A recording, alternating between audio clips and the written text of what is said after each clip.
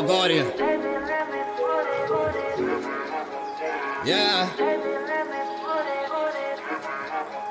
Whoa.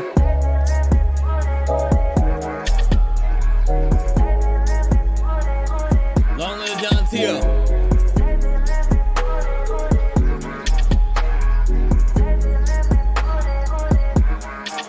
Nigga lost so many, I got no conscience. Lost my whole right hand, had to keep grinding. Had to check up on my circle, it ain't no rhombus. Still remember mom's call, told me about Johnny. Sitting back in the chair, thinking she lying. Then I listen close here and she crying. Then it get dark, but it's light, cause you know for a fact God do it all in time and questioned it all. But I stopped there, John put me on to some fly shit. Louis V for the baggage, time of heart stakes, we ain't gramming. Should've showed you the plan here, matching tux at the Grammys. Dog, your family, my family, look out the plane, still see damage, but now look over the moves. Going down as the greatest, just to get to the top and show all the gain that you gave me. Y'all in this verse like my mom. Never bye, see you later. Rest in peace, Jonathan. What was going on? My bro, miss you daily. I don't even remember. Something was going on with my stream. Oh, it had the thing I was playing at froze or whatever. We doing this January 6th covers, so I needed to play something for a minute. I really need to roll up, bro. This is my last joint. It's the last one, last of the Mohicans.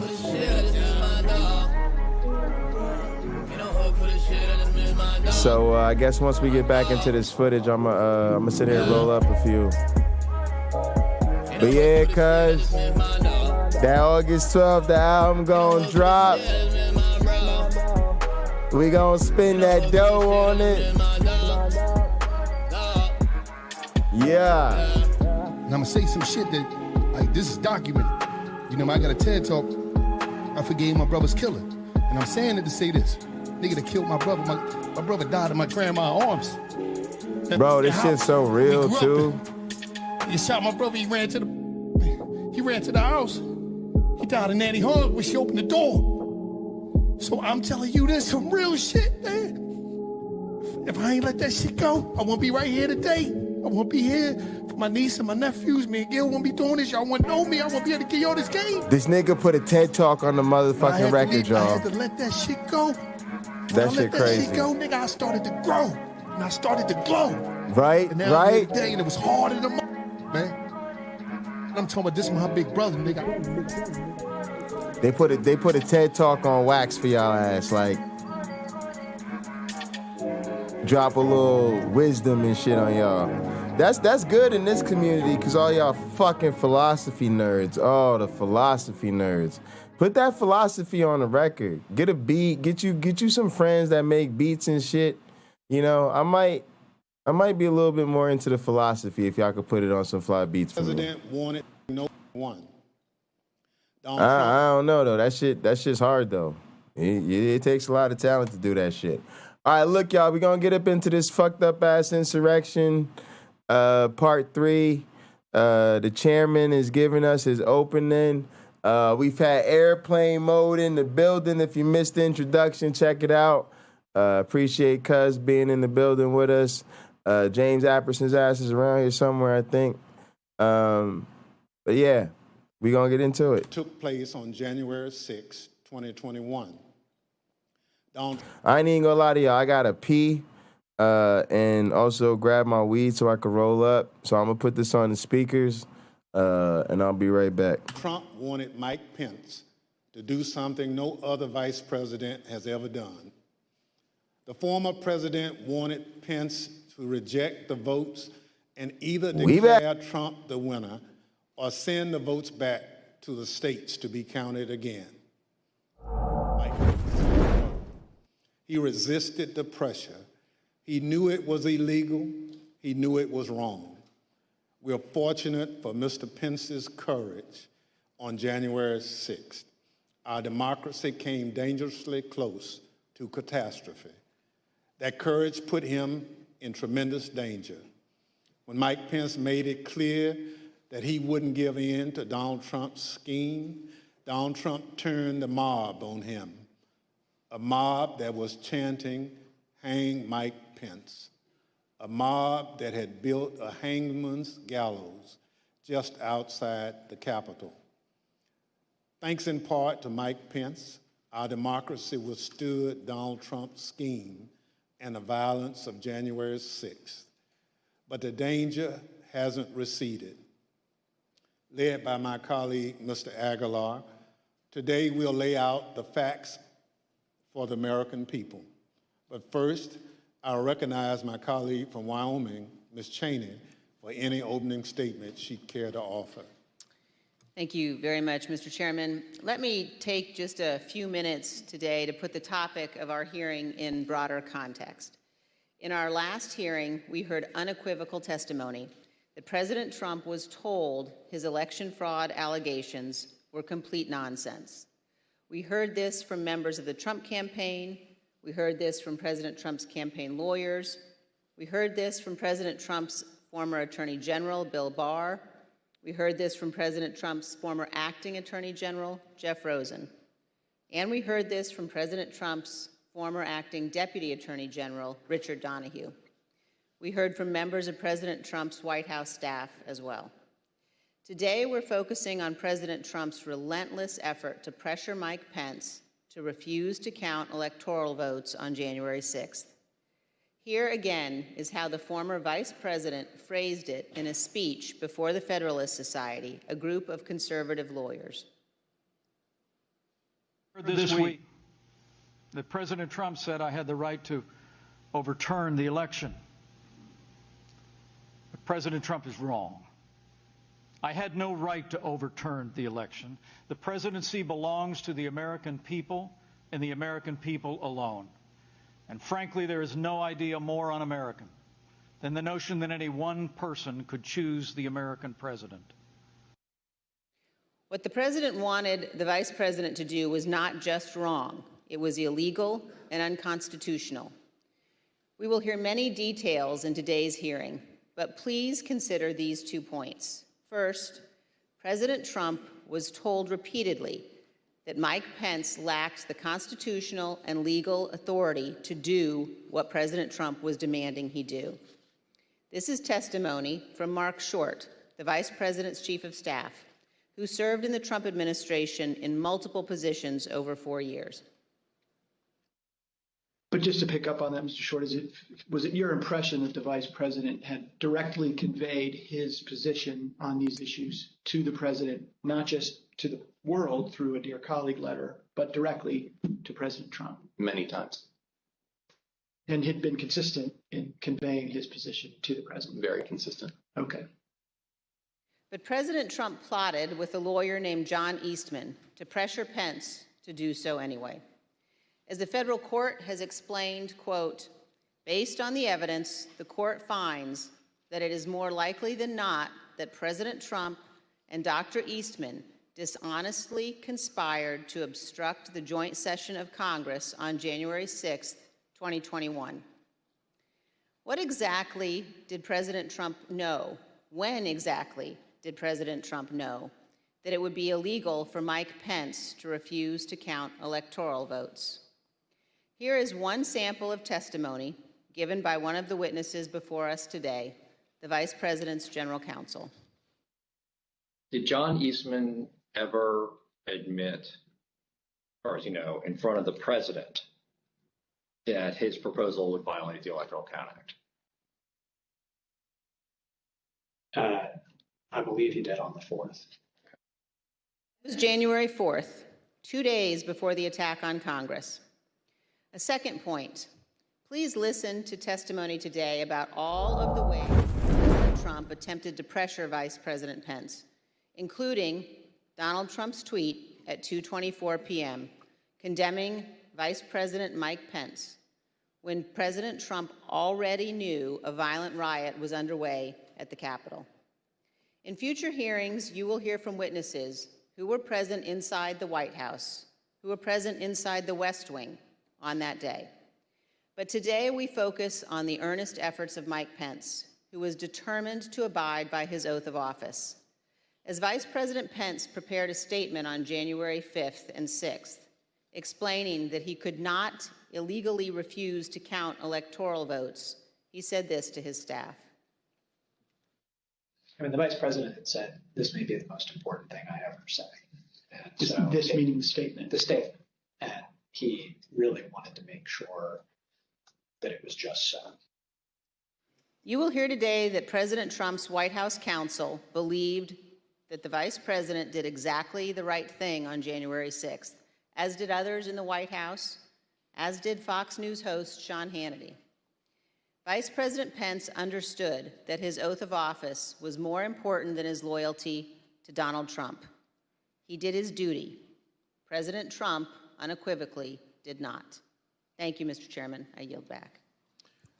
Without objection, I recognize the gentleman from California, Mr. Aguilar, for an opening statement. Thank you, Mr. Chairman. Today, we intend to show the American people that January 6th was not an isolated incident.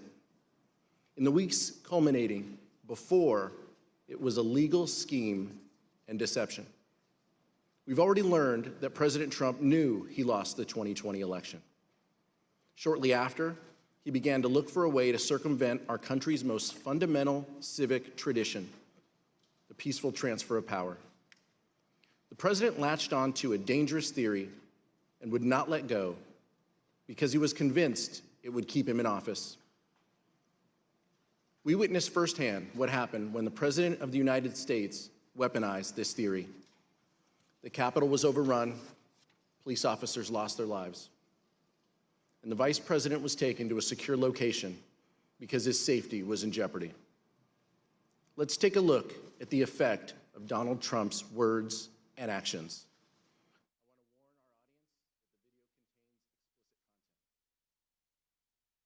Mike Pence is going to have to come through for us, and if he doesn't, that will be a sad day for our country. And Mike Pence, I hope you're going to stand up for the good of our Constitution and for the good of our country. And if you're not, I'm going to be very disappointed in you. I will tell you right now. I'm telling you what, I'm hearing that Pence just caved. No. Is that true? I'll be right back. I'm going to put my food in the oven. Caved. No, I'm telling you, if Pence caved, we're going to drag motherfuckers through the streets. You fucking politicians are going to get fucking drugged through the streets. Yeah. I guess there's such a show of force here that Pence will decide to do the right thing, according to Trump. Bring out Pence! Bring him out! Bring out Pence! Bring him out! Bring out Pence!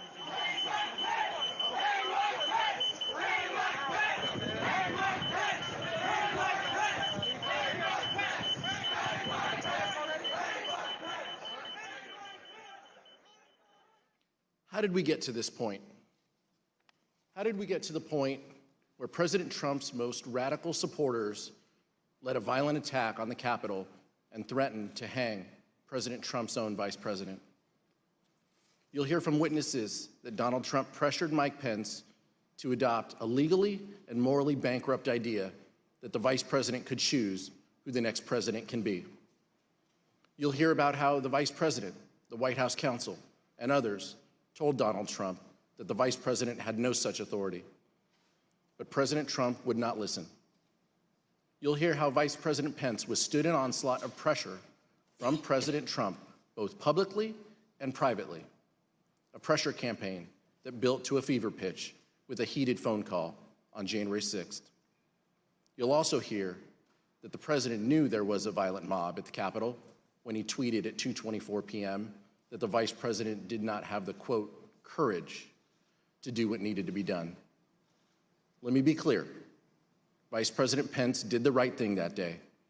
He stayed true to his oath to protect and defend the Constitution. I look forward to hearing from our witnesses this afternoon. Mr. Chairman, I yield back. Thank you, Mr. Aguilar. We're honored to have two distinguished witnesses who advised Vice President regarding his role on January 6th. Judge J. Michael Ludick is one of the leading conservative legal thinkers in the country. He served in administrations of President Ronald Reagan and George H.W. Bush. He was appointed by the latter to serve on the U.S. Court of Appeals for the Fourth Circuit, where he served from 1991 to 2006. He provided critical advice for Vice President Pence regarding the role of the Vice President in the joint session of Congress shortly before that fateful moment. He's written that the Vice President does not have the power to select the next President of the United States. He's also written that contrary theory espoused by one of his own former law clerks was, quote, incorrect at every turn. We're also joined today by one of the people who was with Vice President Pence on January 6th. Greg Jacob was counsel to Vice President Pence. He conducted a thorough analysis of the role of the Vice President in the joint session of Congress under the Constitution, the Electoral Count Act, and 230 years of historical practice. But he also has firsthand information about the attack on the Capitol because he lived through it. He was with the Vice President and his own life was in danger.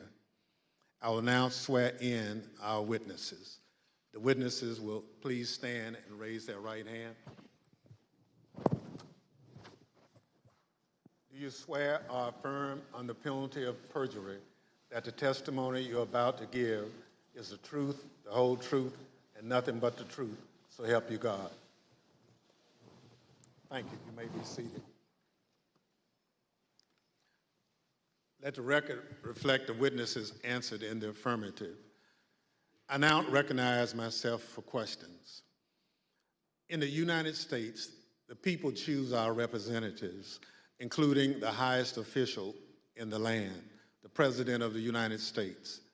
The American people did this on November 3rd, 2020. But President Trump did not like the outcome. He did everything he could to change the result of the election. He tried litigation, 62 cases, in fact, and that failed. He tried to pressure state legislatures to reverse the results of the election in their states, but they refused. He tried to enlist the Department of Justice in his efforts to overturn election results, but officials leading the department refused to comply. So eventually, he latched on to a completely nonsensical and anti-democratic theory that one man, his own vice president, could determine the outcome of the election. He wanted the vice president to unilaterally select the president. This theory that the vice president could unilaterally select the president runs completely contrary to our Constitution, our laws, and the entirety of our American experience. But that didn't matter to President Trump. I would now like to explore how President Trump came to latch on to this ridiculous legal theory that the vice president can select the president of the United States. Mr. Jacob, how did this theory first come to your attention?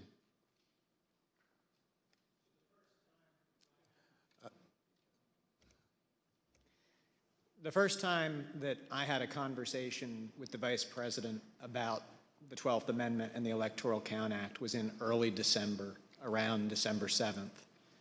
The Vice President called me over to his West Wing office and told me that he had been seeing and reading things that suggested that he had a significant role to play on January 6th in announcing the outcome of the election. He told me that he had been first elected to Congress in 2000 and that one of his earliest memories as a congressman was sitting in on the 2001 certification, and he recalled that Al Gore had gavelled down a number of objections that had been raised to Florida. And he asked me mechanically, how does this work at the joint session? What are the rules? And I told the Vice President that, in fact, I had a fairly good idea of how things work, that actually there aren't rules that govern the joint session, but what there is a provision of the Constitution that's just one sentence long, and then an Electoral Count Act that had been passed in 1887. And I told the Vice President that I could put a memo together for him overnight that would explain the applicable rules. So, Mr. Jacobs, when you looked at this theory, what did you conclude? So we concluded that what you have is a sentence in the Constitution that is inartfully drafted. But the Vice President's first instinct when he heard this theory was that there was no way that our framers, who abhorred concentrated power, who had broken away from the tyranny of George III, would ever have put one person, particularly not a person who had a direct interest in the outcome because they were on the ticket for the election, in a role to have decisive impact on the outcome of the election. And our review of text, history, and frankly just common sense all confirmed the Vice President's first instinct on that point. There is no justifiable basis to conclude that the Vice President has that kind of authority. Thank you, Mr. Jacobs. We will hear more today about how, despite this conclusion by you and other top legal advisors, the former president used this discredited theory in his campaign to pressure the vice president to decide the outcome of the presidential election. I now recognize the gentlewoman from Wyoming, Ms. Cheney, for questions.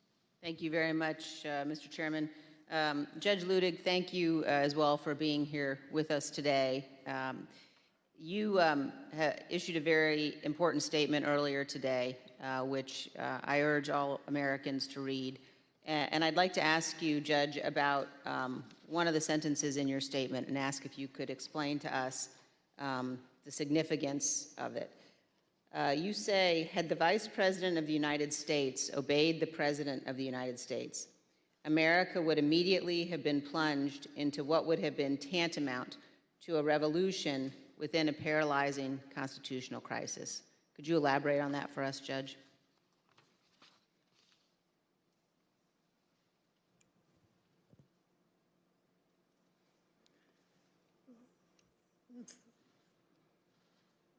Thank you, Madam Vice Chairman.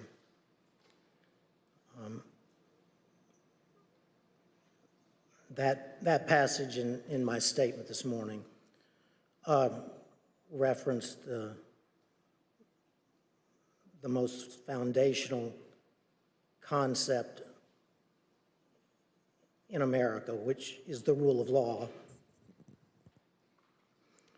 Thus, as I interpret your question, you are asking about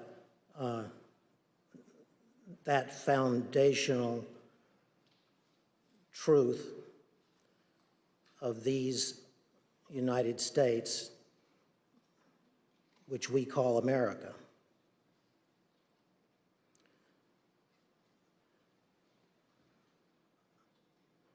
The foundational truth is the rule of law. That foundational truth is, for the United States of America, the profound truth.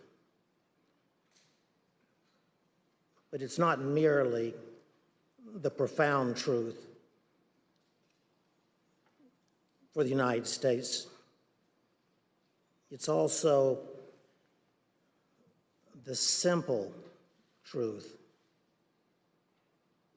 the simple foundational truth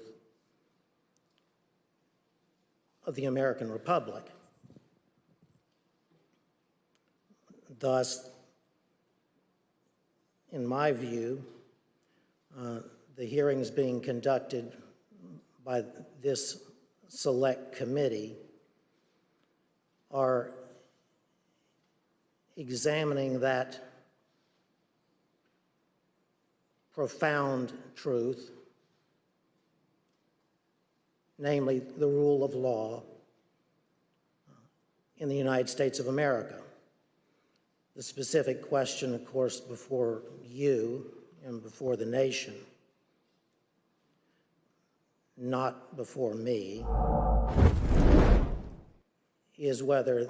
Now, the thing is, what you need to understand here in America, as we are gathered on today,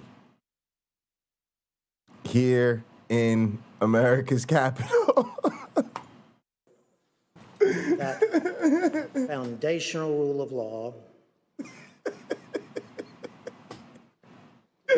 was supremely violated on January 6, 2021.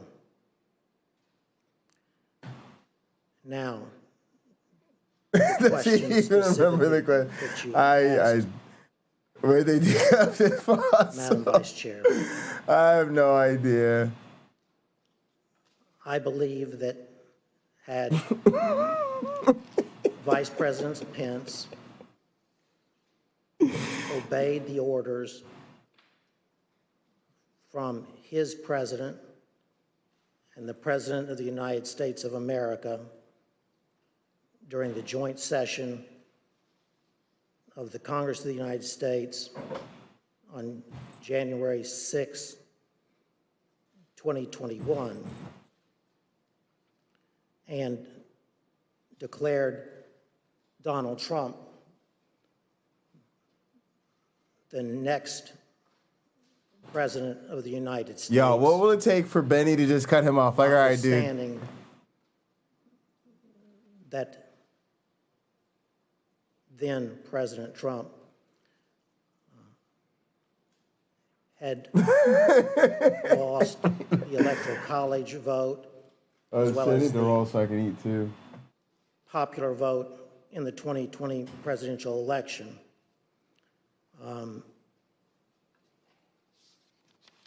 That declaration of Donald Trump as the next president would have plunged America into what I believe would have been tantamount to a revolution within a constitutional crisis in America. Those were good-ass words, though. Revolution within a constitutional crisis. And I'm only one man, would have been the first constitutional crisis since the founding of the Republic.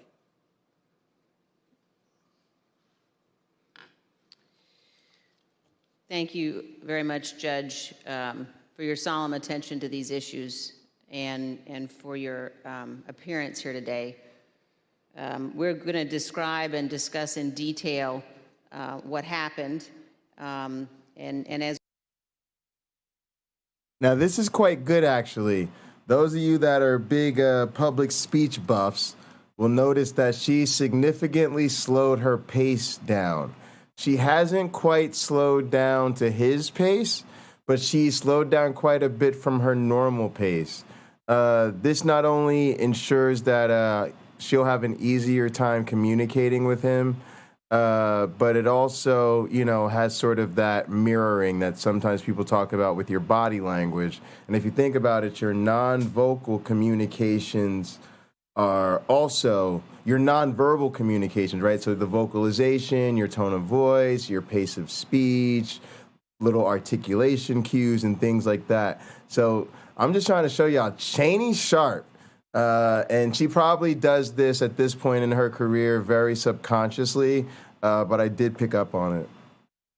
As we do, I'm going to describe a few of the details now of some of the actions taken by a gentleman named Kenneth Cheeseborough. After the Electoral College met and cast their votes on December 14th, actually the day before they met, Kenneth Cheeseborough sent a memo to Rudy Giuliani, the president's lead outside counsel. Mr. Cheeseborough wrote to Mayor Giuliani that the vice president is charged with, quote, making judgments about what to do if there are conflicting votes, close quote. Mr. Cheeseborough wrote that when the joint session of Congress got to Arizona in the alphabetical list of states, the vice president should not count the Biden votes, quote, because there are 2 slates of votes. His justification, which we will learn more about in our next hearing, was that a group of Trump supporters in Arizona She'll get him there, and other swing states Lena. decided to proclaim themselves the But yeah, true he didn't electors offer anything for the state, creating 2 sets of electors, the official electors selected by the state and a group of fake electors. This document was ordered to be produced to the Select Committee by a federal district court judge. As you will see on the screen shortly, Judge David Carter wrote, quote, the draft memo pushed a strategy that knowingly violated the Electoral Count Act. The judge concluded that, quote, the memo is both intimately related to and clearly advanced the plan to obstruct the joint session of Congress on January 6, 2021. A few days later, Professor John Eastman took up this cause. Eastman was at the time a law professor at Chapman University Law School. He prepared a memo outlining the nonsensical theory that the vice president could decide the outcome of the election at the joint session of Congress on January 6th. You will see portions of this memo on the screen. In the first line, he wrote, quote, 7 states have transmitted dual slates of electors to the president of the Senate. But Dr. Eastman goes on to rely on those so-called dual slates of electors to say that Vice President Pence could simply declare President Trump the winner of the 2020 election. Mr. Jacob, were there in fact dual slates of electors from 7 states? No, there were not. And just a few days after that, Dr. Eastman wrote another memo. This one, quote, wargaming out several scenarios. He knew the outcome he wanted, and he saw a way to go forward if he simply pretended that fake electors were real. You will see that memo up on the screen now. Here, Dr. Eastman says the vice president can reject the Biden electors from the states that he calls, quote, disputed. Under several of the scenarios, the vice president could ultimately just declare Donald Trump the winner, regardless of the vote totals that had already been certified by the states. However, this was false, and Dr. Eastman knew it was false. In other words, it was a lie. In fact, on December 19th, 2020, just 4 days before Dr. Eastman sent this memo, Dr. Eastman himself admitted in an email that the fake electors had no legal weight, referring to the fake electors as, quote, dead on arrival in Congress, end quote, because they did not have a certification from their states. Judge Ludig, did the Trump electors in those 7 states who were not certified? Guys, so one thing that I was kind of, in a perverse way, proud of was that I was able to call my dad and get an early call, probably even before the election, on all of this fraud talk for Donald Trump is really about sending fake electors. I knew this shit from the jump, right? Because everybody with the Civics 101 knows it isn't actually the people that elects the president. It's this indirect body of electors and the yadas and yadas. And there is some legitimate grounds, right, under which this shit can be contested or has been, you know, whatever in the rare parts of history. So you know he's got the scumbags curling through this, and he's just trying to grift. So what you figure out pretty quickly that he's doing is he's trying to get these lawsuits, maybe not even to win them, but just to keep them up in the air, just juggle them long enough that they go, oh, well, we can't let them just steal it from us, and now we've got to send our electors. And then again, even if they don't accept the electors or let them in, which is exactly what they did, he can use that to keep the grift and the campaign hype going. All right, I'm going to get my food out the oven. I'll be right back. Appreciate y'all.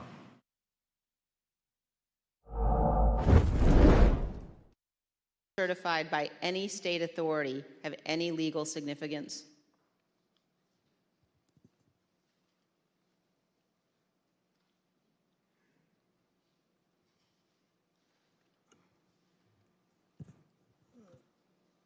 Congresswoman, there was no support whatsoever in either the Constitution of the United States nor the laws of the United States for the Vice President, frankly, ever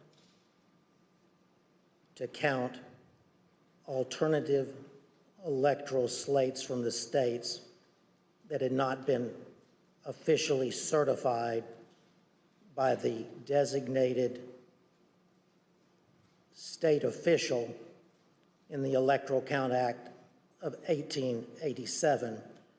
I did notice in the passage from Mr. Eastman's memorandum, and I took a note on it,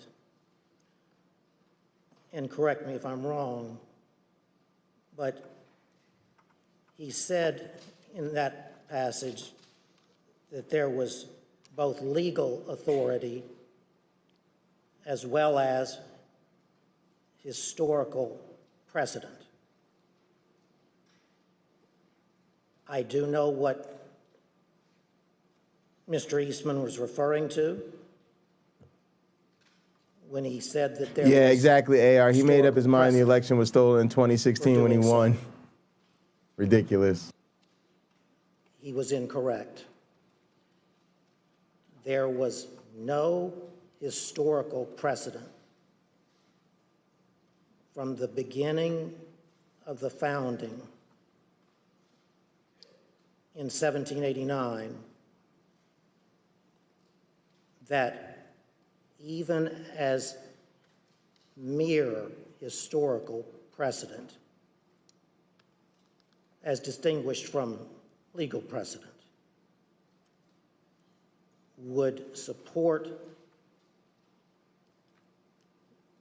the possibility of the Vice President of the United States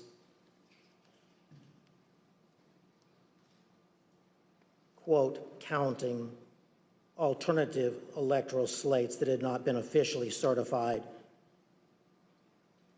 to the Congress pursuant to the Electoral Count Act of 1887. I would be glad to explain that historical precedent if the committee wanted, but it would be a digression. Thank you very much, Judge. I know my colleagues will be pursuing that issue in more depth, and now I'd like to yield back, Mr. Chairman. Thank you very much. Pursuant to Section 5C8 of House Resolution 503, the chair recognizes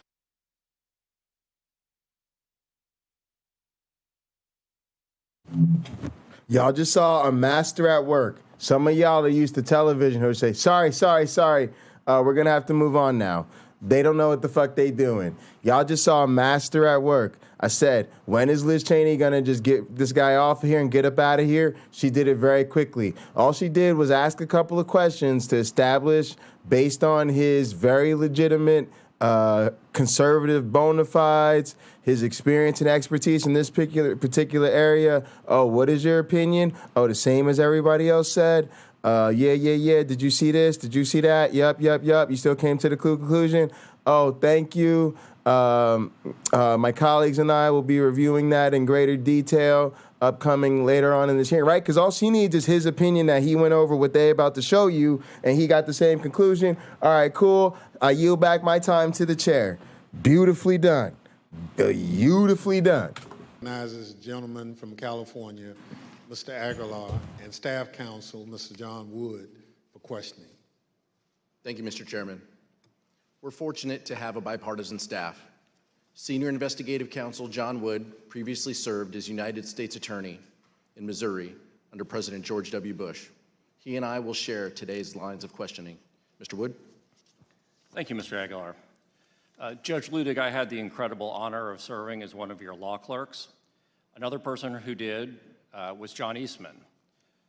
And you have written that Dr. Eastman's theory that the vice president could determine who the next president of the United States is, in your words, incorrect at every turn. Could you please explain briefly your analysis?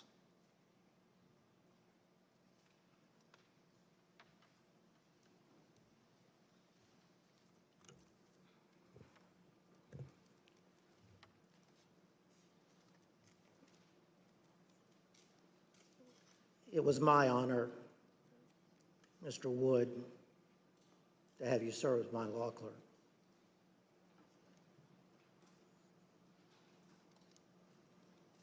I could answer that question perfectly if I had at my disposal either Mr. Eastman's tweet or my own analytical tweet of September 21st, but I don't. But that said, let me try to remember the analysis of Mr. Eastman's analysis. And Judge, I can read to you and to the audience, I think what was a really key passage from your very insightful analysis when you wrote, I believed that Professor Eastman was incorrect at every turn of the analysis in his January 2nd memorandum, beginning with his claim that there were legitimate competing slates of electors presented from 7 states, and you've already addressed that issue. But your next sentence said, continuing to his conclusion that the vice president could unilaterally decide not to count the votes from the 7 states from which competing slates were allegedly presented. So what was your basis for concluding that Dr. Eastman was incorrect in his conclusion that the vice president could unilaterally decide not to count the votes from these disputed states? I understand. As I previously stated in response to Congresswoman Cheney, there was no basis in the Constitution or laws of the United States at all for the theory espoused by Mr. Eastman. At all. None. With all respect to my co-panelist, he said, I believe in partial response to one of the Select Committee's questions, that the single sentence in the 12th Amendment was, he thought, inartfully written. That single sentence is not inartfully written. It was pristine clear that the President of the Senate on January 6th, the incumbent Vice President of the United States, had little substantive constitutional authority, if any, at all.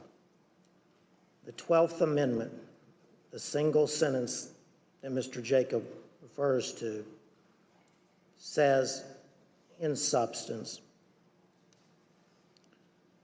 that following the transmission of the certificates to the Congress of the United States and under the Electoral Count Act of 1887, the Archivist of the United States, that the presiding officer shall open the certificates in the presence of the Congress of the United States in joint session. It then says unmistakably, not even that the Vice President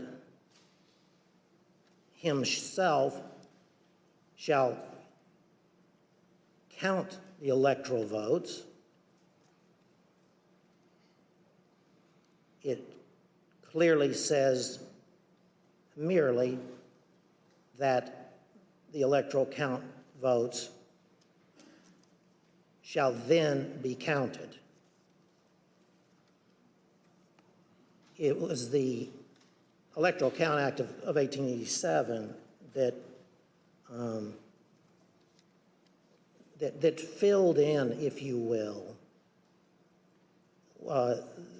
the simple words of the 12th Amendment in order to construct for the country a process for the counting of the sacred process for the counting of the electoral. And the fucked up shit is, I was just getting ready to say that this is where they miss me with a lot of stuff, because there's this profoundness to this interpretation of, well, just because this is the way we established to do it, it's like the sacred way it has to be.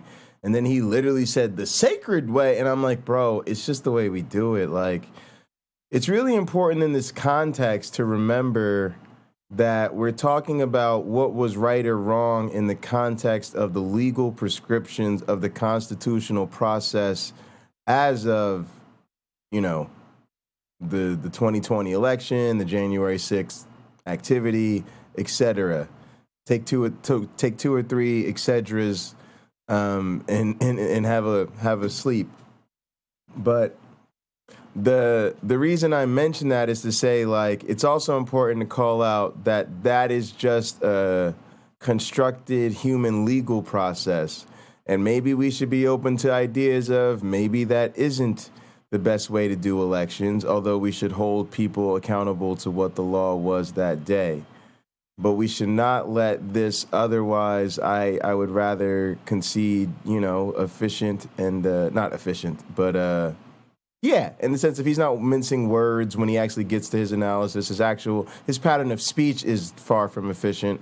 But once he's gotten down to the sort of nuts and bolts of the issue here, which is what he's been asked to do, he's being deliberative and very clear with his words. But when him and so many of these people who, you know, honor what they do and it's really important to them, slip into that sacred territory, I think we ought to at least notice that.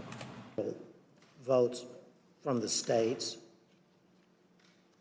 that neither our original Constitution nor even the 12th Yeah, seriously, Amendment he could use some of that cocaine or speed done. up.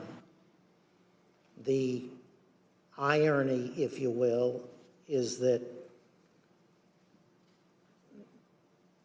from its founding until 1887,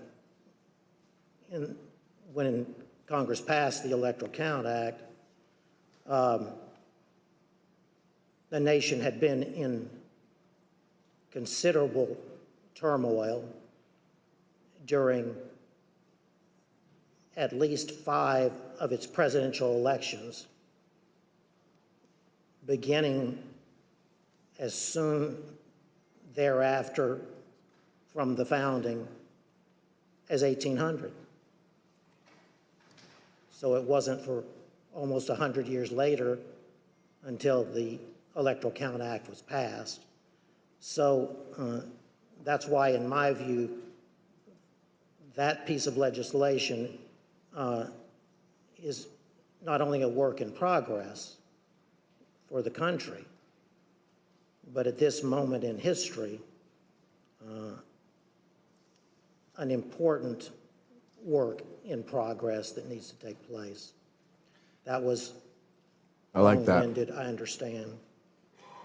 Well, Judge Ludig, at the risk of oversimplifying for the non-lawyers who are watching, is it fair to say that the 12th Amendment basically says two things happen? The Vice President opens the certificates and the electoral votes are counted. Is it that straightforward?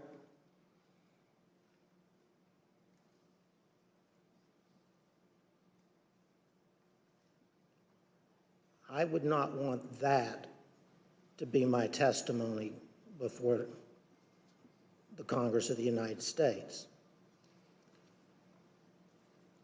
The language of the 12th Amendment is that simple. Thank you, Judge. Mr. Jacob, I have a question for you. I believe during your deposition before this committee, you said something to the effect of you'd read every word written about the 12th Amendment, the Electoral Count Act, and historical practice. I know in response to the chairman's earlier question, you gave your bottom line conclusion, but can you tell us a little bit about the process that you and your colleagues went through of researching this issue and what conclusion you came to after your thorough research? So, you, as a lawyer who's analyzing a constitutional provision, you start with the constitutional text, you go to structure, you go to history. So we started with the text. We did not think that the text was quite as unambiguous as Judge Ludig indicated. In part, we had a constitutional crisis in 1876 because in that year, multiple slates of electors were certified by multiple slates. And when it came time to count those votes, the antecedent question of which ones had to be answered. That required the appointment of an independent commission. That commission had to resolve that question, and the purpose of the Electoral Count Act of 1887 had been to resolve those latent ambiguities. Now, I'm in complete agreement with Judge Ludig. It is unambiguous that the Vice President does not have the authority to reject electors. There is no suggestion of any kind that it does. There is no mention of rejecting or objecting to electors anywhere in the 12th Amendment. And so the notion that the Vice President could do that certainly is not in the text. But the problem that we had and that John Eastman raised in our discussions was we had all seen that in Congress in 2000, in 2004, in 2016, there had been objections raised to various states. And those had even been debated in 2004. And so here you have an amendment that says nothing about objecting or rejecting, and yet we did have some recent practice of that happening within the terms of the Electoral Count Act. So we started with that text. And I recall in my discussion with the Vice President, he said, I can't wait to go to heaven and meet the framers and tell them the work that you did in putting together our Constitution is a work of genius. Thank you. It was divinely inspired. There is one sentence that I would like to talk to you a little bit about. So then we went to structure. And again, the Vice President's first instinct here is so decisive on this question. There is just no way that the framers of the Constitution, who divided power and authority, who separated it out, who had broken away from George III and declared him to be a tyrant, there was no way that they would have put in the hands of one person the authority to determine who was going to be President of the United States. And then we went to history. We examined every single electoral vote count that had happened in Congress since the beginning of the country. We examined the Electoral Count Act. We examined practice under the Electoral Count Act. And critically, no vice president in 230 years of history had ever claimed to have that kind of authority, hadn't claimed authority to reject electoral votes, had not claimed authority to return electoral votes back to the states. In the entire history of the United States, not once had a joint session ever returned electoral votes back to the states to be counted. And in the I'm at like a C crisis plus. of 1876, Actually, fuck that. I lied. Women couldn't vote. Black people were 3/5 of a person. Y'all failed. I'm sorry. You know? Yeah, I'm sorry. Y'all failed. Of the United States Supreme Court, who supplied the decisive final vote on that commission, had specifically looked at that question and said, first, the vice president clearly doesn't have authority to decide anything, and by the way, also does not have authority to conduct an investigation by sending things back out for a public look at things. So the history was absolutely decisive, and again, part of my discussion with Mr. Eastman was, if you were right, don't you think Al Gore might have liked to have known in 2000 that he had authority to just declare himself president of the United States? Did you think that the Democrat lawyers just didn't think of this very obvious quirk that he could use to do that? And of course, he acknowledged Al Gore did not and should not have had that authority at that point in time. But so text, structure, history, I think what we had was some ambiguous text that common sense and structure would tell you the answer cannot possibly be that the vice president has that authority. As the committee already played the vice president's remarks, there is almost no idea more un-American than the notion that any one person would choose the American president. And then unbroken historical practice for 230 years that the vice president did not have such an authority. Thank you. I reserve the remainder of my time. Mr. Jacob, you weren't the only one who knew that the legal theory was wrong, though. Here's what various advisors to the president thought about that theory. You've been clear repeatedly with Mr. Meadows about you and the vice president having a different view about his authority on January 6th. I believe I had. Did Mr. Meadows ever explicitly or tacitly agree with you or say, yeah, that makes sense, or okay?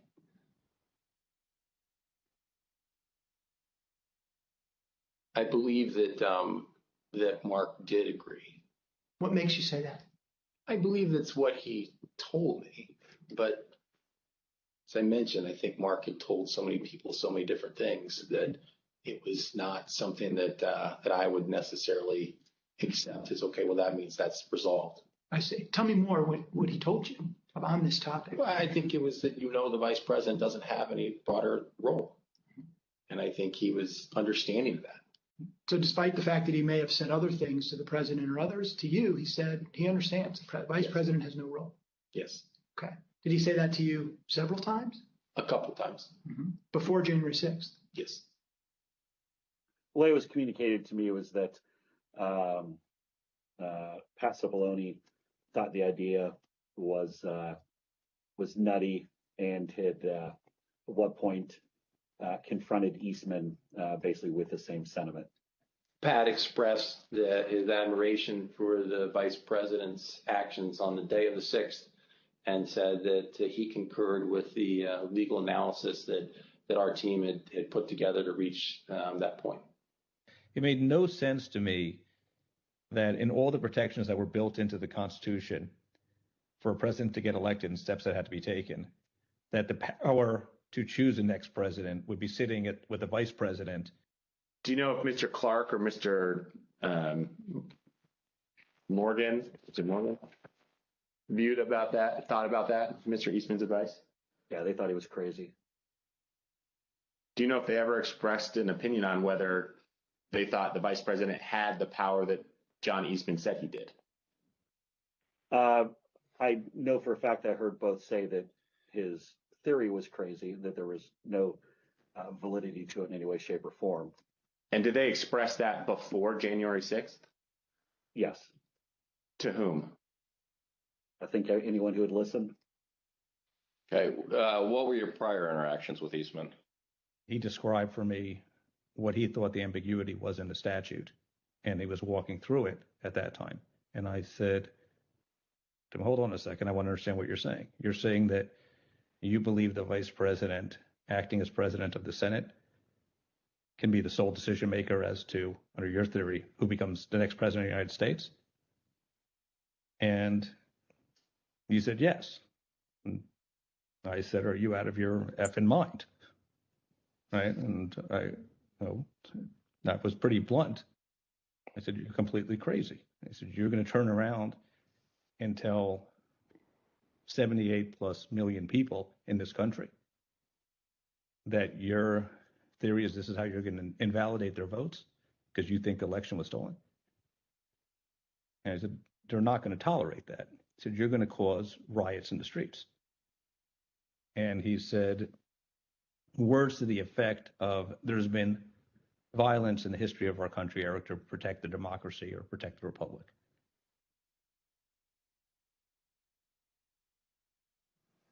In fact, there was a risk that the lawyers in the White House counsel's office would resign. For example, Fox News host Sean Hannity expressed concern that the entire White House counsel's office could quit. As you can see from these texts, Mr. Hannity wrote to White House Chief of Staff Mark Meadows that, quote, "We can't lose the entire White House counsel's office. I do not see January 6th happening the way he is being told." A few days later, on January 5th, Mr. Hannity wrote to Mr. Meadows that, quote, "I'm very worried the next 48 hours. Pence pressure, White House counsel will leave." While Sean Hannity was apparently very concerned about the possibility that the White House counsel would resign in protest of the president's effort to force the vice president to violate the Constitution, some others close to the president were more dismissive of the White House counsel's position. Here's what Trump's son-in-law and senior advisor Jared Kushner said during his deposition regarding the White House counsel Pat Cipollone's threats to resign. Jared, are you aware of instances where Pat Cipollone threatened to resign? I kind of, like I said, my interest at that time was on trying to get as many pardons done. And I know that, he was always, him and the team were always saying, oh, we're going to resign. We're not going to be here if this happens, if that happens. So I kind of took it up to just be whining, to be honest with you. The president's own lead outside counsel, Rudy Giuliani, also seemed to concede that the vice president did not have the authority to decide the outcome of the election or send it back to the states. Here's what White House attorney Eric Hirschman said about his call with Mayor Giuliani on the morning of the 6th. The morning of January 6th, I think he called me out of the blue, right? And I was like getting dressed. And we had an intellectual discussion about Eastman's, I don't know if it's Eastman's theory per se, but the VP's role. And he was asking me my view and analysis and then the practical implications of it. And when we finished, he said, like, I believe that, you're probably right. I think he thought when we're done that it would be something he'd have to consider if he was sitting on the bench.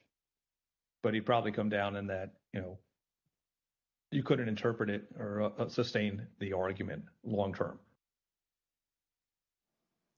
Of course, the fact that Mayor Giuliani seemed to admit that the theory was wrong did not stop him from going before the crowd just a few hours later on January 6th and saying the exact opposite. Here's Mayor Giuliani's speech at the Ellipse rally on January 6th.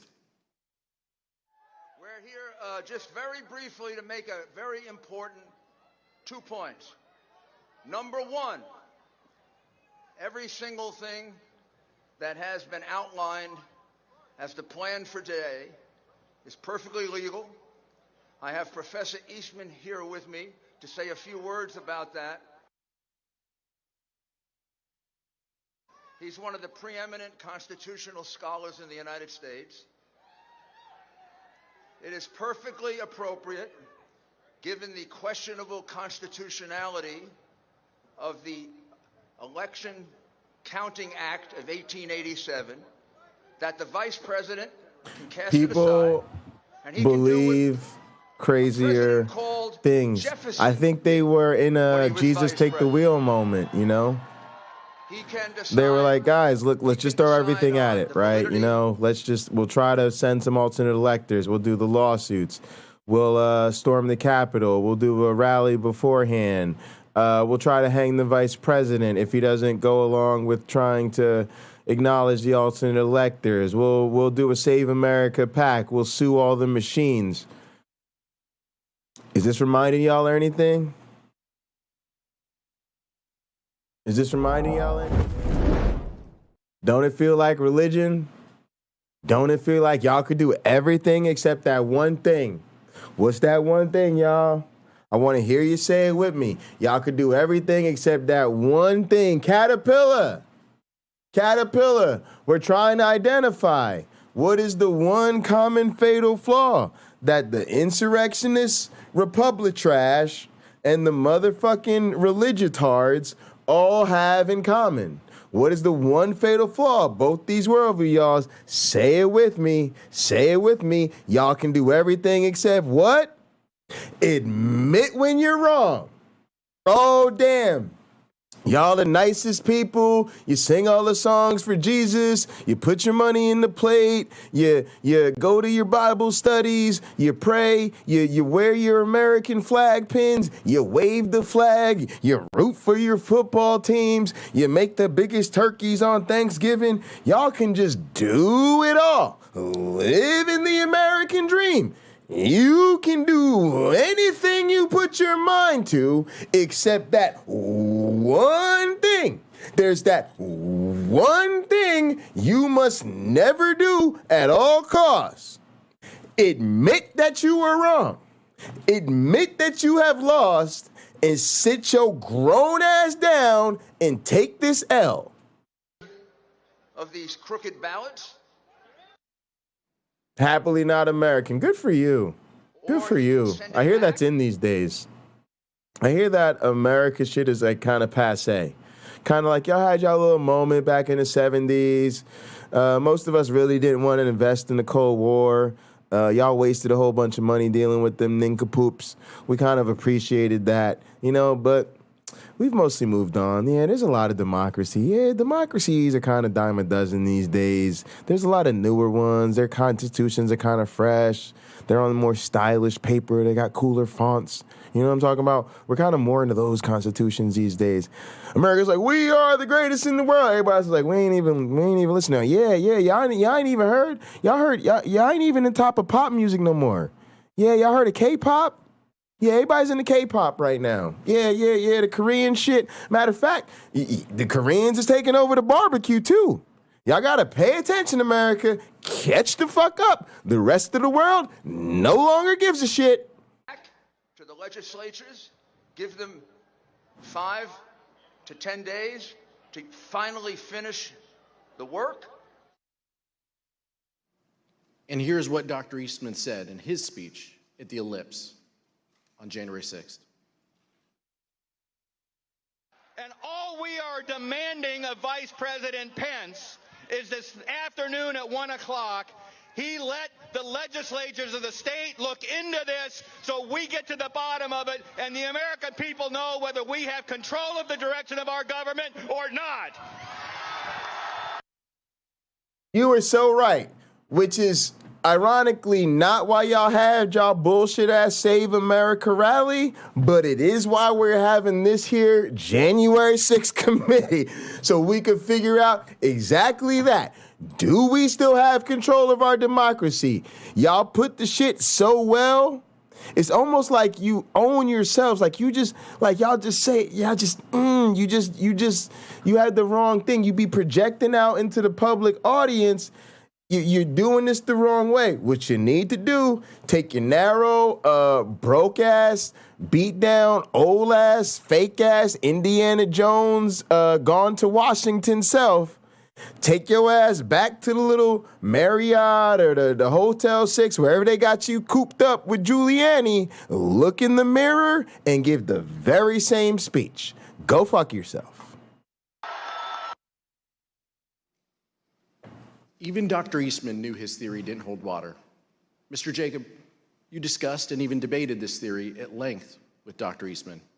Did Dr. Eastman ever tell you what he thought the U.S. Supreme Court would do if it had to decide this issue? Yes.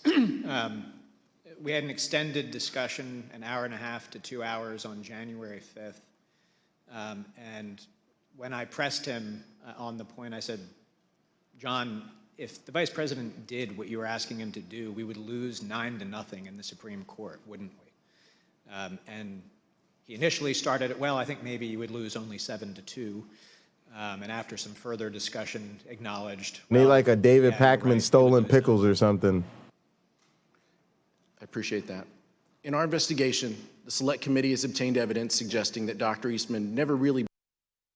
By the way, the calzones were very good. The calzones from the pizzeria were very good. These are important things to cover on the broadcast. Believed his own theory. Barbecue, guys. You want to know what kind of calzone? I went for something. I tried something different. I know you're a calzone. You're supposed to go with like an Italian pizza kind of thing. Nah, I went pulled pork calzone. Very good. Tremendous idea. Very good idea that was. Let me explain. Oh, what was I pouring on top of it? Hot and spicy Japanese barbecue sauce. Again, America, you ain't even got the best barbecue sauce. You need to go on Amazon, get you some of that hot and spicy Japanese barbecue sauce, pour it on everything, thank me later. On the screen, you can see a draft letter to the president from October 2020. In this letter, an idea... Speaking of retards, here's blessed be he. Purify yourself. He showed you the way. You have forgotten. His kingdom is within. Do not look for him. Coming in the clouds. Don't worry. We will not be looking for him coming in the clouds. It was proposed that the vice president could determine which electors to count at the joint session of Congress. But the person writing in blue eviscerates that argument.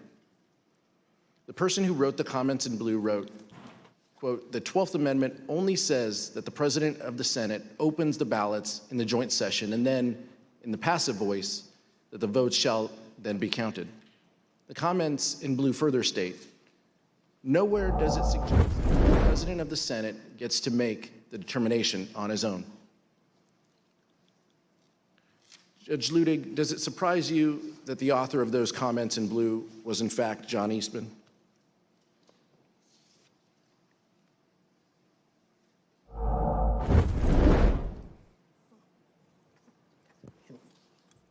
Yes, it does, Congressman.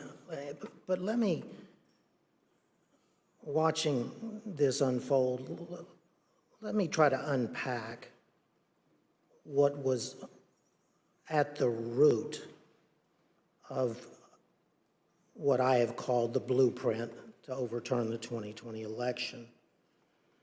And it is this, and I had foreshadowed this answer in my earlier testimony to Congresswoman Cheney.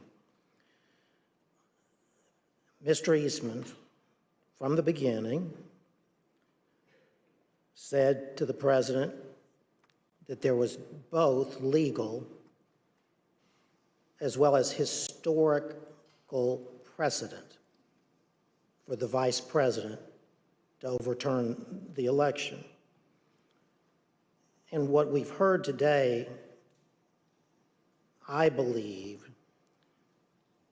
is what happened within the White House and elsewhere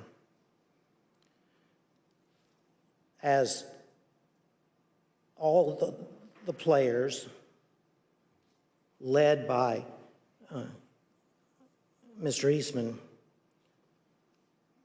got wrapped around the axle by the historical evidence claim by Mr. Eastman. Let me explain very simply. This is what I said would require a digression that I would be glad to undertake if you wished. In short, if I had been advising the Vice President of the United States on January 6th, and even if then Vice President Jefferson and even then Vice President John Adams, and even then. You know, blessed be he, I'm tired of this. You know, do you have no respect for who I am? I am the United States champion of word wrestling entertainment. And you come in here night after night trying to tell me my medal is weak, and literally you say like the same 2 to 4 phrases all the time. And it never changes. Now I wish you came in here dropping some fire trash talk. I wish you weren't such a coward and you would actually call me for once, put your face on camera, and actually talk to me face to face and spit that nonsense and show the world just how dumb you are in full view of everyone. But instead, you just keep going, oh, and here we go with the demon rat crap. I need you to go to like I don't know, find one of them William Lane Craig quote generators or something. At least drop some of those in here, spice it up, you know, give us a little bit of randomness. Oh, and then I saw Jan, and the whole axiology was metamorphosized right before my eyes. And we would be like, that's really interesting. What does it mean by that? Oh, that don't make no goddamn sense. It's just a mumble. It's just a bunch of nonsense. But at least we'd be curious. You know, you'd be spicing things up a little bit. You know, I just get so sad. Guys, I'm just lonely. I just want to fight. And I just want competition. And when I'm all geared up and I'm all ready for a good fight, I get people like Blessed Be coming in here. I don't want to punch down. I want to kick people in the face, but not midget retards. You know, nobody feels good about kicking a midget retard in the... Well, now that I think about it, I would get a lot of views on the internet if I made a habit of kicking midget retards. And, you know, I might get a lot of dislikes, but hey, a like and a dislike, the algorithm doesn't care. Jay kicks midget retards, a sweet sin music marathon. I'm thinking about it. We'll work on it. I'll talk to the writing team. We'll get back to you. Vice President Richard Nixon had done. All I want is some competition, guys. That's all I want. What the President of the United States wanted his Vice President to do.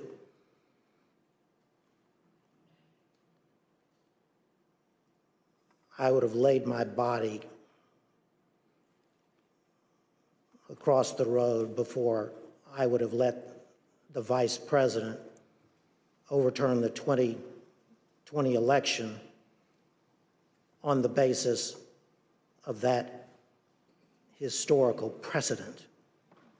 But what this body needs to know, and now America needs to know, is that that was the centerpiece of the plan to overturn the 2020 election. It was the historical precedent in the years and with the vice presidents that I named, as Congressman Raskin. Are you going to buy me a drink first? What the hell are you wearing? I'm wearing my priestly vestments with the 3 bars on each arm because I do, in fact, have a doctorate, 2 of them, 1 for each sleeve, just for symmetry. I got both of them just for symmetry. Understands well. And the effort by Mr. Eastman and others was to drive that historical precedent up to and under that single sentence, single pristine sentence in the 12th Amendment to the United States Constitution, taking advantage of, if you will, what many have said, is the inartful wording of that sentence in the 12th Amendment. Scholars before 2020 would have used that historical precedent to argue not that Vice President Pence could overturn the 2020 election by accepting non-certified state electoral votes, but they would have made arguments as to some substantive, not merely procedural, authority possessed by the Vice President of the United States on the statutorily prescribed day for counting the Electoral College votes. This is constitutional mischief. Judge, I think that's a good point, and I think it kind of begs the question that if the vice president had this power to determine the outcome of a presidential election, why hasn't it ever been used before? Why hasn't that ever happened? Why hasn't a vice president simply rejected the outcome of an election and declared someone else the winner? And instead, as the chairman mentioned in his opening, for over 2 centuries, vice presidents have presided over the joint sessions of Congress in a purely ceremonial role. This even includes, as Mr. Jacob mentioned, Vice President Al Gore. For those of us who are old enough to remember, the 2000 election came down to one state, Florida. There were weeks of recounts and litigation after the election, and Al Gore conceded. That made sense. Listen. Al Gore I didn't forget, Jesus was just wrong about a bout of really important things, so I decided to stop wasting my time. That was really coherent. What I meant to say is I didn't forget Jesus was wrong about a lot of really important things, so I decided to stop wasting my time. I would have corrected it or something, but, we're talking about Jesus, and he probably didn't even exist, or maybe he did, but he's probably just some bum from Judea or whatever, so, probably isn't even worth it. Vice president at the time. Yes. But he never Maybe if we were talking about somebody important, somebody that mattered in 2022. Like Mr. Aguilar here. Like if I spelled his name Mr. Aguilar or Aguilar or something like that, and somebody was like, hey, Jay, that's not how he spells his name. I'd be like, damn, I feel bad, Guys out there serving our country. The least I could do is try to spell his name right. But if it's like, hey, you spelled Jesus with like an extra S, that the Christians really get upset when you do that. I'd be like, they get upset about everything. Suggested that he could simply declare himself the winner of the 2000 election when he presided over the counting of the electoral votes. Let's hear what Vice President Gore said when he described the situation he faced in 2000. Importance of the United States of America in all of human history. In Lincoln's phrase, we still are the last best hope of humankind. And the choice between one's own disappointment in your personal career and upholding... Y'all, let's get in the time machine. Hop back. Now, imagine that we had Gore instead of Bush, right? Then we just rolled on into Obama, right? And then we had Hillary over Trump. Go ahead, y'all. Just fantasize for a minute. Oh, what a wonderful world this would be. Do, do, do, do, do, do, do, do. Don't that shit feel good? Think about that. Them Al Gore vibes. Check out Al Gore. Silver Fox, Al Gore mode. Probably smoking weed out back with Clinton with a couple of interns. Al Gore mode. You know what I mean? Have that for a few years. Transition to no drama Obama. You know what I'm talking about? Then right on into Hillary, the first black president, then the first woman president, and they just tag team, keep all the progressive shit going. Then we just gonna roll on into this Bernie Sanders type of shit or something like that. Y'all feeling the vibes? Woo, that shit feel good, don't it? All right, yeah, back to reality where we went with George W. Bush and then Donald Trump after Obama. So, sorry. It was nice while it lasted, though. Don't say I never did anything for you. It felt good for a couple of seconds there. The noble traditions of America. Bro, don't be disrespecting my church. Do I disrespect your church like that? Do I come into your church and say, hey, look, we got a worship team down the street and our pastor's pretty good? His fire can create or destroy you. Nigga, I am the most high apostle of the cult of the flying man. You see the refiner's fire? It's right in the frame. You need to be renewed in this refiner's fire. Leave that stupid theism alone. Be reborn in the spirit of doubt. Leave that Yahweh nonsense alone and just finally become an atheist. Because your anger, your inability to come up with something new, it's all a reflection of the fact that your religion is nonsense. You know what I'm saying? You prefer ketchup. Exactly, AR. Cameron, thanks for lurking. I'm sorry about the distraction. We got this fool, blessed be he, in here. He just refuses to be reborn in the refiner's fire. But to come up in here talking about somebody else's fire on my own stream, right in front of the refiner's fire, right in front of Jewish Space Laser, we're very sensitive about these things. That's just extra disrespectful.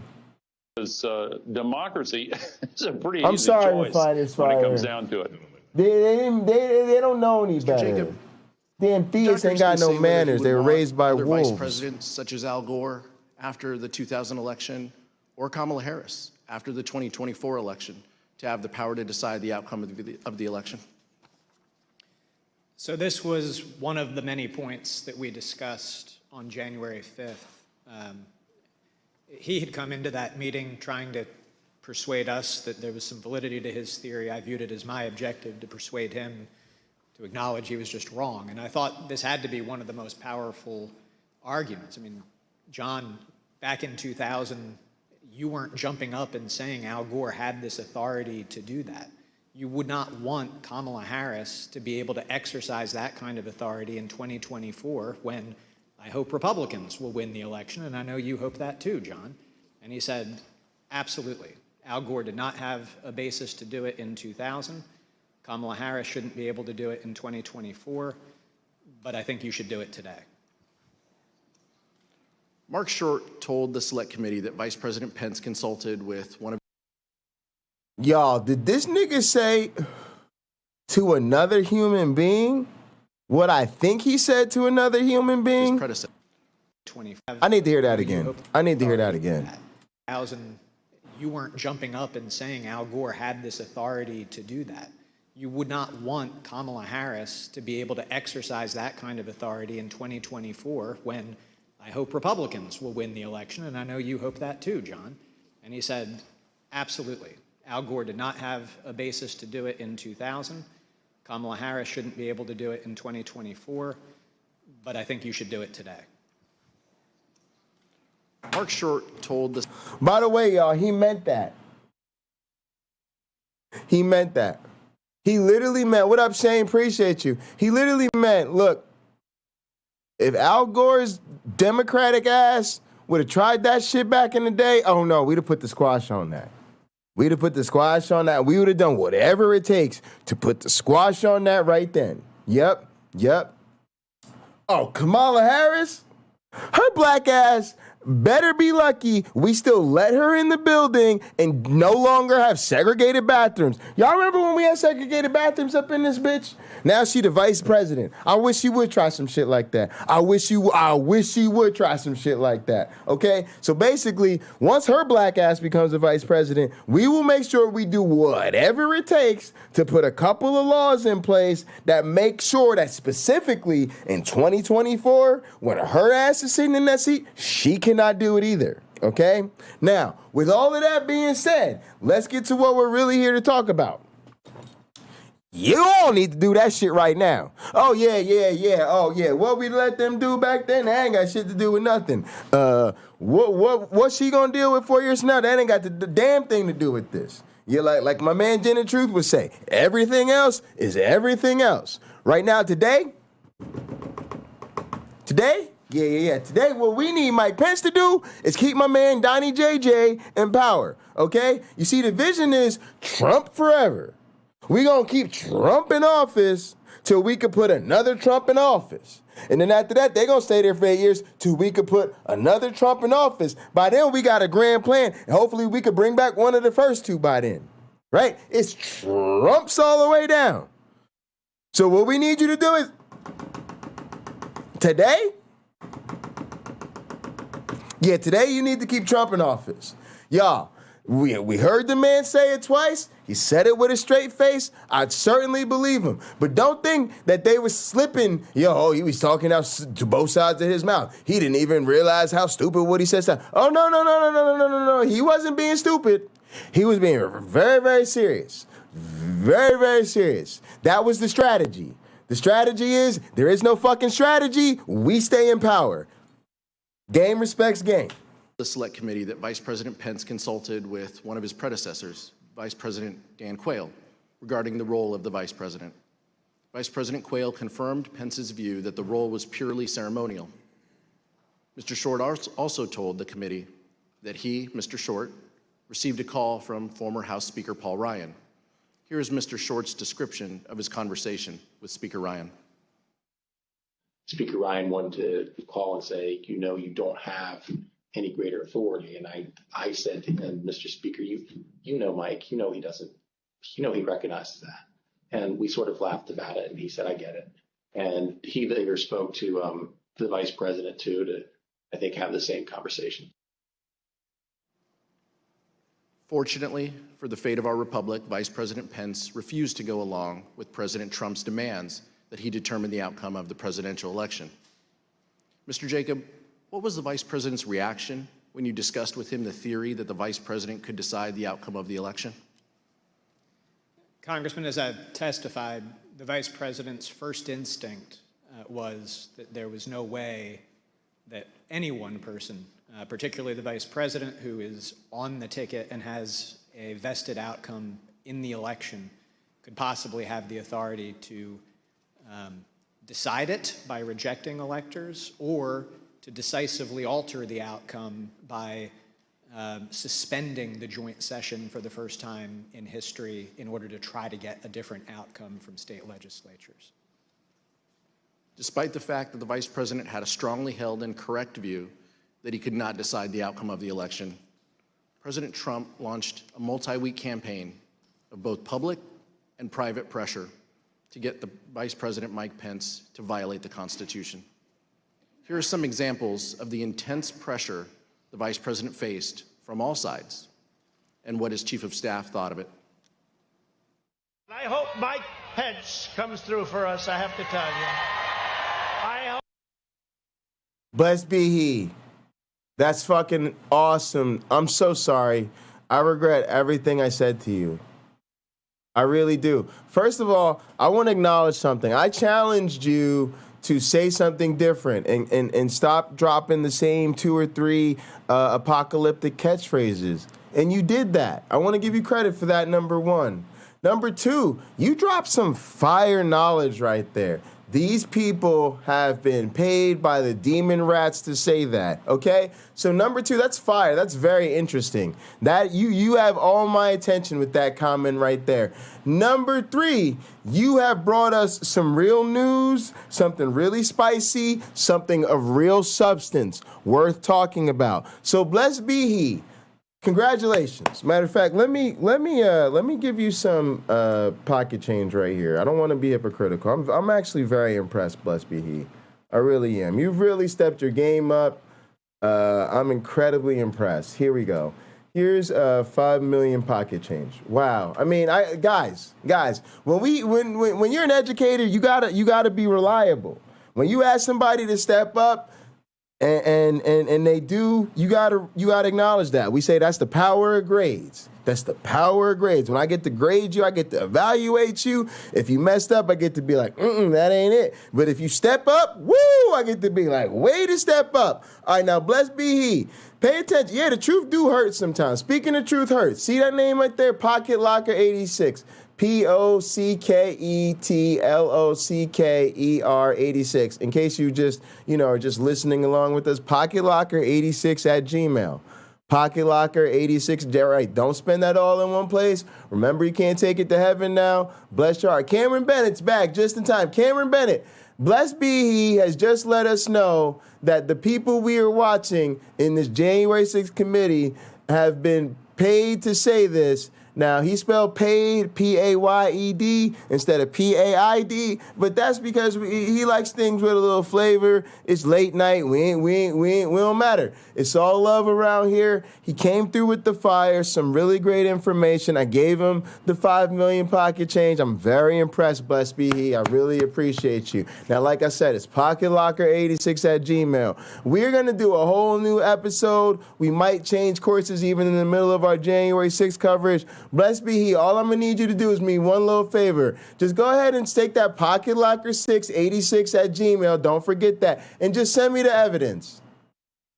Yeah, we're super excited. We're so glad you switched up on us. Dropping a bomb. I mean, boom. I mean, go ahead, y'all. Let's celebrate this. Get a man a boom. I mean, he came and dropped that heat. I mean, people think that the January 6th coverage is over. Little do they know, we're discovering that the January 6th coverage has just begun because blessed be he has discovered that these people were paid to say this by the demon rats. By the demon rats. So that's all we need, blessed be he. Pocketlocker86@gmail. Go ahead on and email me that evidence, and we will get all the way into that. And yes, I'll be waiting. Go ahead, Pocketlocker86@gmail. That's all we got to do. That's the final step. I'll throw a whole nother 10 million on it. That's all you got to do. Go ahead and drop us that evidence. Appreciate you. Thank you so much. You stupid motherfucker. Our great vice president comes through for us. He's a great guy. Of course, if he doesn't come through, I won't like him quite as much. Was it your impression that the vice president had directly conveyed his position on these issues to the president, not just to the world through a dear colleague letter, but directly to President Trump? Many times. And had been consistent in conveying his position to the president? Very consistent. I am aware of the fact that the president was upset with the way Pence acted. Are we to assume that this is going to be a climactic battle? Well, I think a lot of that depends on the courage and the spine of the individuals involved. That'd be a nice way I'm sure I don't. I don't know how deep the rabbit hole goes, I bet. I think we've been clear as to what the vice president's role was. I think the vice president made clear with the president. I think I've been clear with Mark Meadows.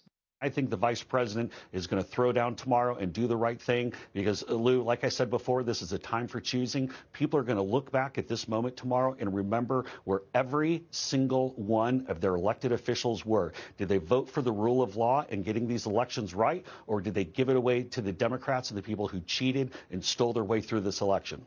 Definitely when I got back into town, as a talk, say like the 5th and the 6th, the president was, all the attention was on what Mike would do or what Mike wouldn't do.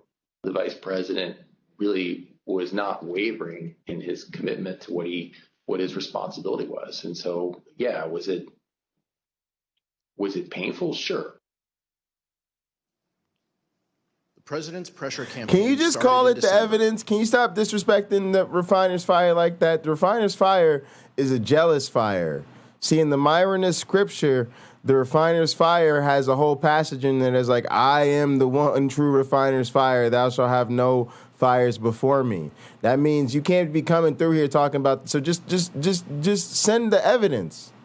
You tell him to keep his fire. Just send the evidence. For example, is there Easter eggs in this rabbit hole? You know what I'm saying?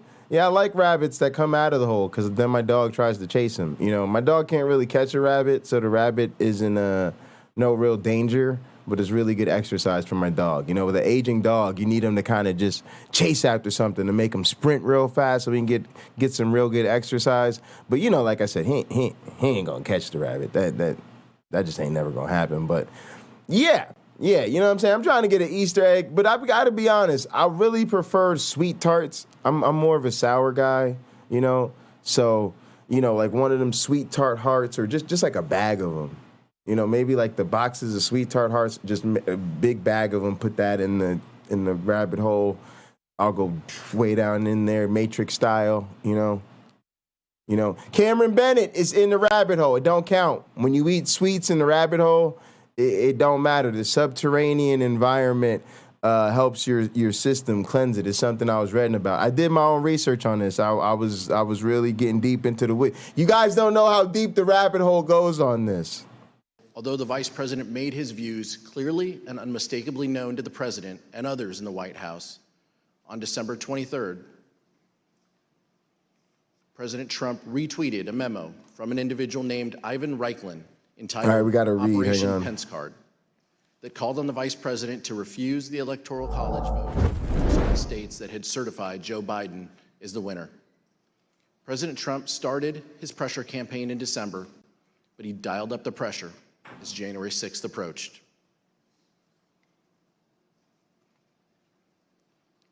The testimony we have received in our investigation indicates that by the time January 4th arrived, President Trump had already engaged in a, quote, multi-week campaign to pressure the vice president to decide the outcome of the election. This had included private conversations between the two leaders, Trump's tweets, and at least one meeting with members of Congress. We understand that the vice president started his day on January 4th with a rally in Georgia for the Republican candidates in the U.S. Senate runoff.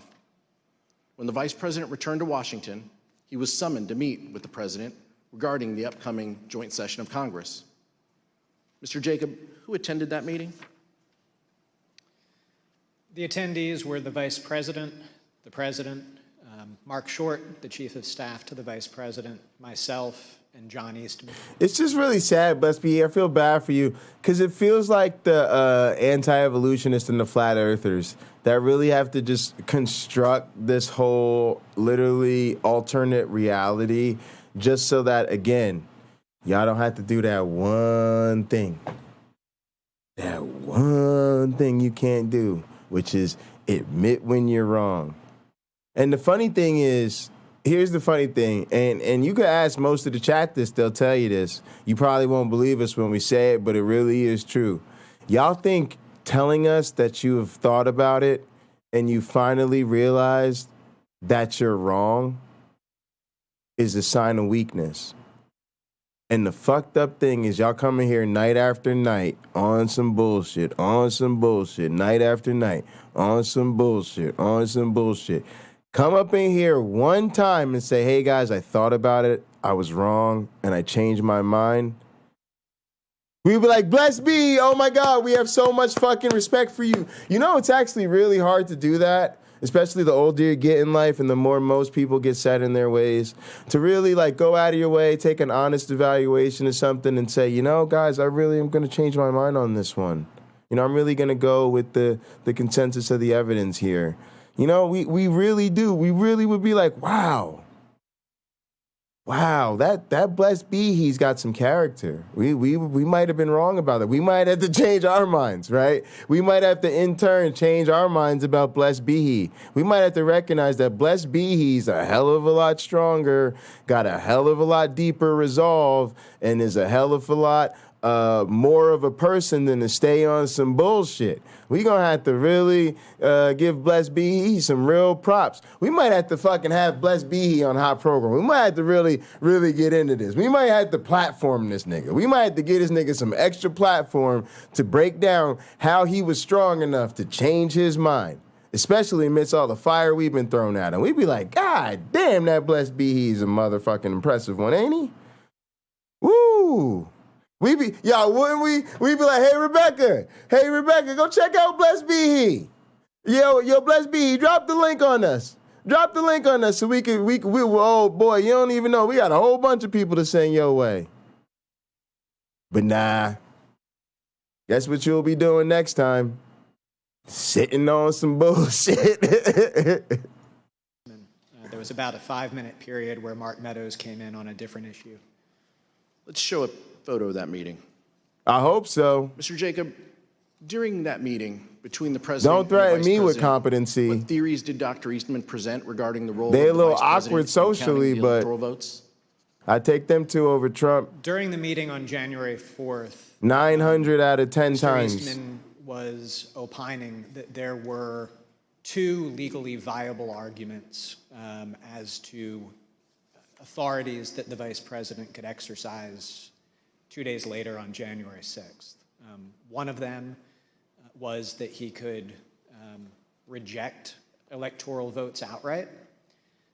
The other was that he could use his capacity as presiding officer to suspend the proceedings and declare essentially a 10-day recess during which states that he deemed to be disputed, there was a list of 5 to 7 states that the exact number changed from conversation to conversation, but that the vice president could sort of issue a demand to the state legislatures in those states to re-examine the election and declare who had won each of those states. So he Also, Caterpillar, I've been meaning to catch you. I know that you rewatch a lot of the footage, that you go back and rewatch a lot of streams. I wanted to mention that. I really, really, really appreciate that. Thank you so much. Said that both of those were legally viable options. He said that he did not recommend, upon questioning, he did not recommend what he called the more aggressive option, which was reject outright, because he thought that that would be less politically palatable. The imprimatur of state legislature authority would be necessary to ultimately have public acceptance of an outcome in favor of President Trump. And so he advocated that the preferred course of action would be the procedural route of suspending the joint session and sending the election back to the states. Mr. Jacob, I know you won't discuss the direct conversations between the president and the vice president, so rather than asking you what the vice president said in that meeting, I'll ask you a more general question. Did the vice president ever waver in his position that he could not unilaterally decide which electors to accept? The vice president never budged from the position that I have described as his first instinct. Of course. It's a big help. It's a big help. Thank you again. From everything that he knew and had studied about our Constitution, that one person would have that kind of authority. And did the vice president ever waver in his position that he could not delay certification and send it back to the states? No, he did not. Did Dr. Eastman admit in front of the president that his proposal would violate the Electoral Count Act? So during that meeting on the 4th, I think I raised the problem that both of Mr. Eastman's proposals would violate several provisions of the Electoral Count Act. Mr. Eastman acknowledged that that was the case, that even what he viewed I'm as getting the used more to that. It's the same thing with my gaming club. We're in different parts of the world, so for some of us, it's hard to catch each other. The Electoral Count Act was unconstitutional, and when I raised concerns that that position would likely lose in court, his view was you end up the court having like simply wouldn't shifts. get involved. They would ironically, political question doctrine, and therefore we could have some comfort proceeding with that path. Mr. Wood? But just to reiterate, he told you, maybe this was in a later conversation, but he told you at some point that if, in fact, the issue ever got to the Supreme Court, his theory would lose 9-0, correct? The next morning, starting around 11 or 11:30, we met for an hour and a half to 2 hours. And in that meeting, I've already described the text, structure, history conversation, but we started walking through all of that. And I said, John, basically what you have is some text that may be a little bit ambiguous, but then nothing else that would support it, including the fact that nobody would ever want that to be the rule. Wouldn't we lose 9-0 in the Supreme Court? And again, he initially started, well, maybe you'd only lose 7-2, but ultimately acknowledged that no, we would lose 9-0. No judge would support his argument. After his meeting with the vice president, Donald Trump flew to Georgia for a rally in support of the Republican candidates in the United States Senate runoff. Even though the vice president had been steadfast in resisting the president's pressure, President Trump continued to publicly pressure Vice President Pence in his Georgia speech. Rather than focusing exclusively on the Georgia Senate runoff, Trump turned his attention to Mike Pence. Here's what the president said during that rally in Georgia. Pence comes through for us, I have to tell you. I hope that our great vice president comes through for us. He's a great guy. course, if he doesn't come through, I won't like him quite as much. Guys, this part of Trump's personality is only getting worse, right? Like, he was literally just putting it all out there, and he's still doing this, right? Literally, we've done nights where it's like, oh, we're doing a January 6th hearing, and all his staffers are going off about how awful he was and his dereliction of duty. And literally the next night, Trump is like having a rally, doesn't even mention it. Like mob boss, 100%. What's up, Bruce Wayne? 100% mob boss style. Like, see no evil, say no evil, whatever the fuck it is. Speak no evil, hear no evil, I don't even know. But that's what Trump is on. Like, he just is like, oh, did they just do a January 6th? Oh, that was cute. Yo, watch me sell out the stadium real quick. And then I've been hearing that even in the last week or so, Tux was telling me about a Trump speech, I guess in the last few days or so, that I must have missed. And I know he's had a couple events that I didn't catch. And how his language has even escalated around issues like the homeless and things like that. And it's like, man, this guy is really something, y'all. Really something. And I want to buy into this whole January 6th commission deal. I'm being honest with y'all. I might be a little soft here, or there's a lot. I'm a pessimist. Y'all should just know that straight up about me.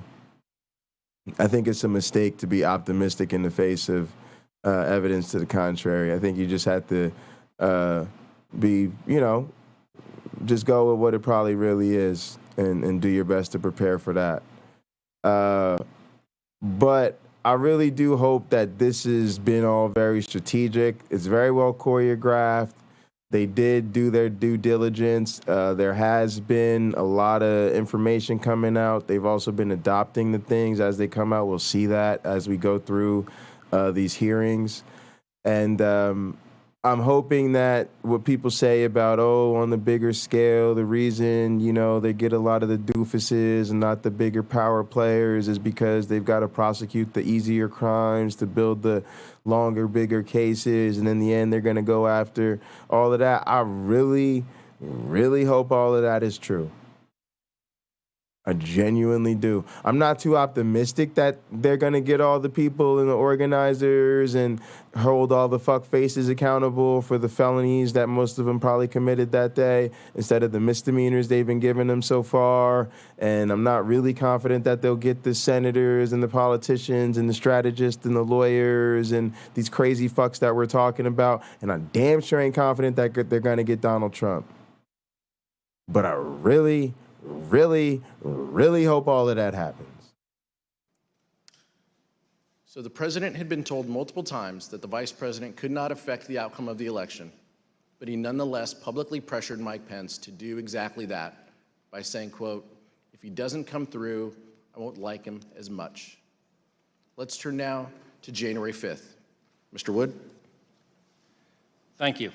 That morning, meaning January 5th, the president issued a tweet expressly stating that the vice president had the power to reject electors. Let's look at what the president wrote. Quote, "The vice president has the power to reject fraudulently chosen electors." Mr. Jacob, you've already told us about your meeting with Dr. Eastman and the president on January 4th, and you briefly made reference to the meeting you had with Dr. Eastman the next day, January 5th. Can you tell us a little bit more about that meeting with Dr. Eastman on January 5th? For example, where was the meeting? Who was there? So at the conclusion of the meeting on the 4th, the president had asked that our office meet with Mr. Eastman the next day to hear more about the positions he had expressed at that meeting, and the vice president indicated that offered me up as his counsel to fulfill that duty. So we met in Mark Short's office in the executive office building across the way from the White House. Dr. Eastman had a court hearing by Zoom that morning, so it didn't start first thing, but rather started around 11. And that meeting went for about an hour and a half, 2 hours. Chief of Staff Mark Short was at that meeting most of the time. There were a few times that he left. And essentially, it was an extended discussion. What most surprised me about that meeting was that when Mr. Eastman came in, he said... That's good, Lena. I think there's a lot of benefits. It's also probably healthier. I'm here to request that you reject the electors. So on the 4th, that had been the path that he had said, I'm not recommending that you do that. But on the 5th, he came in and expressly requested that. And I grabbed a notebook as I was heading into the meeting. I didn't hear much new from him to record, but that was the first thing I recorded in my notes was request that the VP reject. Just to be clear, you're saying that Dr. Eastman urged the Vice President to adopt the very same approach that Dr. Eastman appeared to abandon in the Oval Office meeting with the President the day before. Is that correct? He had recommended against it the evening before, and then... Yeah, facts. I'll keep it 100 with you. I'm bipolar. I'm the same way. And I try to see the shrink regularly. I take my medication every day. And people be like, good for you, OJ. That's so good. I'm so glad to hear, man. I'm like, bitch, I'm out here trying to survive. You know how many times I've been institutionalized? Nah, I got too much going. Unlike a lot of people, I got a lot to lose. So, yeah, it's at some point it becomes how you got to survive out here. You just coping. I get it. I'm with you. And on the 5th, came in, and I think it was probably his first words after introductions and as we sat down were, I'm here to request that you reject the electors in the disputed states. And you referenced a moment ago some handwritten notes, which you've provided to the Select Committee. I'd now like to show you those notes. As you can see, you wrote there at the top, the writing's a little bit faint in the copy, but you wrote, requesting VP reject. Does that accurately reflect what Dr. Eastman asked of you in your meeting on January 5th? Yes. And what was your reaction when Dr. Eastman said on January 5th that he was there to ask the Vice President of the United States to reject electors at the joint session of Congress? I was surprised because I had viewed it as sort of one of the key concessions that we had secured the night before from Mr. Eastman that he was not recommending that we do that. Kill Nazis and what chill? What did you say to him? Well, as I indicated, to some extent, it simplified my task because there are more procedural complexities to the send it back to the states point of view, and I actually... Bruce Wayne, we trying to get into some community gaming. We might could join you on that. But what we dealing with this theocracy and the new wave Trump Nazis or whatever we're gonna call them, we could probably give you a couple of friends to kill Nazis with. We could probably count that as like a church fellowship game night. That's what we've been trying to do that. We've been trying to do, that was one of my favorite things to do in my church was game night. So we've been trying to do like virtual versions of game night. That's I'm about that life. We're a full-blown nerd community here. So yeah, I fucks with you, bro. We with you on that. I had spent most of my evening the night before writing a memorandum to the Vice President explaining all of the specific provisions of the Electoral Count Act that plan would violate. So instead, since he was pushing the sort of robust unilateral power theory, I've already walked the committee through the discussions that we had. I started out with our points of commonality, or what I thought were our points of commonality. We're conservatives, we're small government people, we believe in originalism as the means by which we're going to interpret this. And so we walked through the text, we walked through the history, and the committee has shown footage of Mr. Eastman on the stage on the 6th, claiming that Jefferson supported his position and a historical example of Jefferson. In fact, he conceded in that meeting Jefferson did not at all support his position, that in the election of 1800, there had been some small technical defect with the certificate in Georgia. It was absolutely undisputed that Jefferson had won Georgia. Jefferson did not assert that he had any authority to reject electors. He did not assert that he had any authority to resolve any issue during the course of that. And so he acknowledged by the end that there was no historical practice whatsoever that supported his position. He had initially tried to push examples of Jefferson and Adams. He ultimately acknowledged they did not work, as we've covered. He acknowledged it would lose 9-0 in the Supreme Court. He again tried to say, but I don't think the courts will get involved in this. They'll invoke the political question doctrine, and so if the courts stay out of it, that will mean that we'll have the 10 days for the states to weigh in and resolve it, and then they'll send back the Trump slates of electors, and the people will be able to accept that. And I expressed my vociferous disagreement with that point. I did not think that this was a political question. And guys, this is a very common legal tactic. It's the power of delays. Many a favorable legal outcome, including some in my very own life, have been, massaged by adding one powerful ingredient: time. Sometimes it's as simple as something that's been in the headlines or something that's gotten a lot of press. Filing a couple of motions.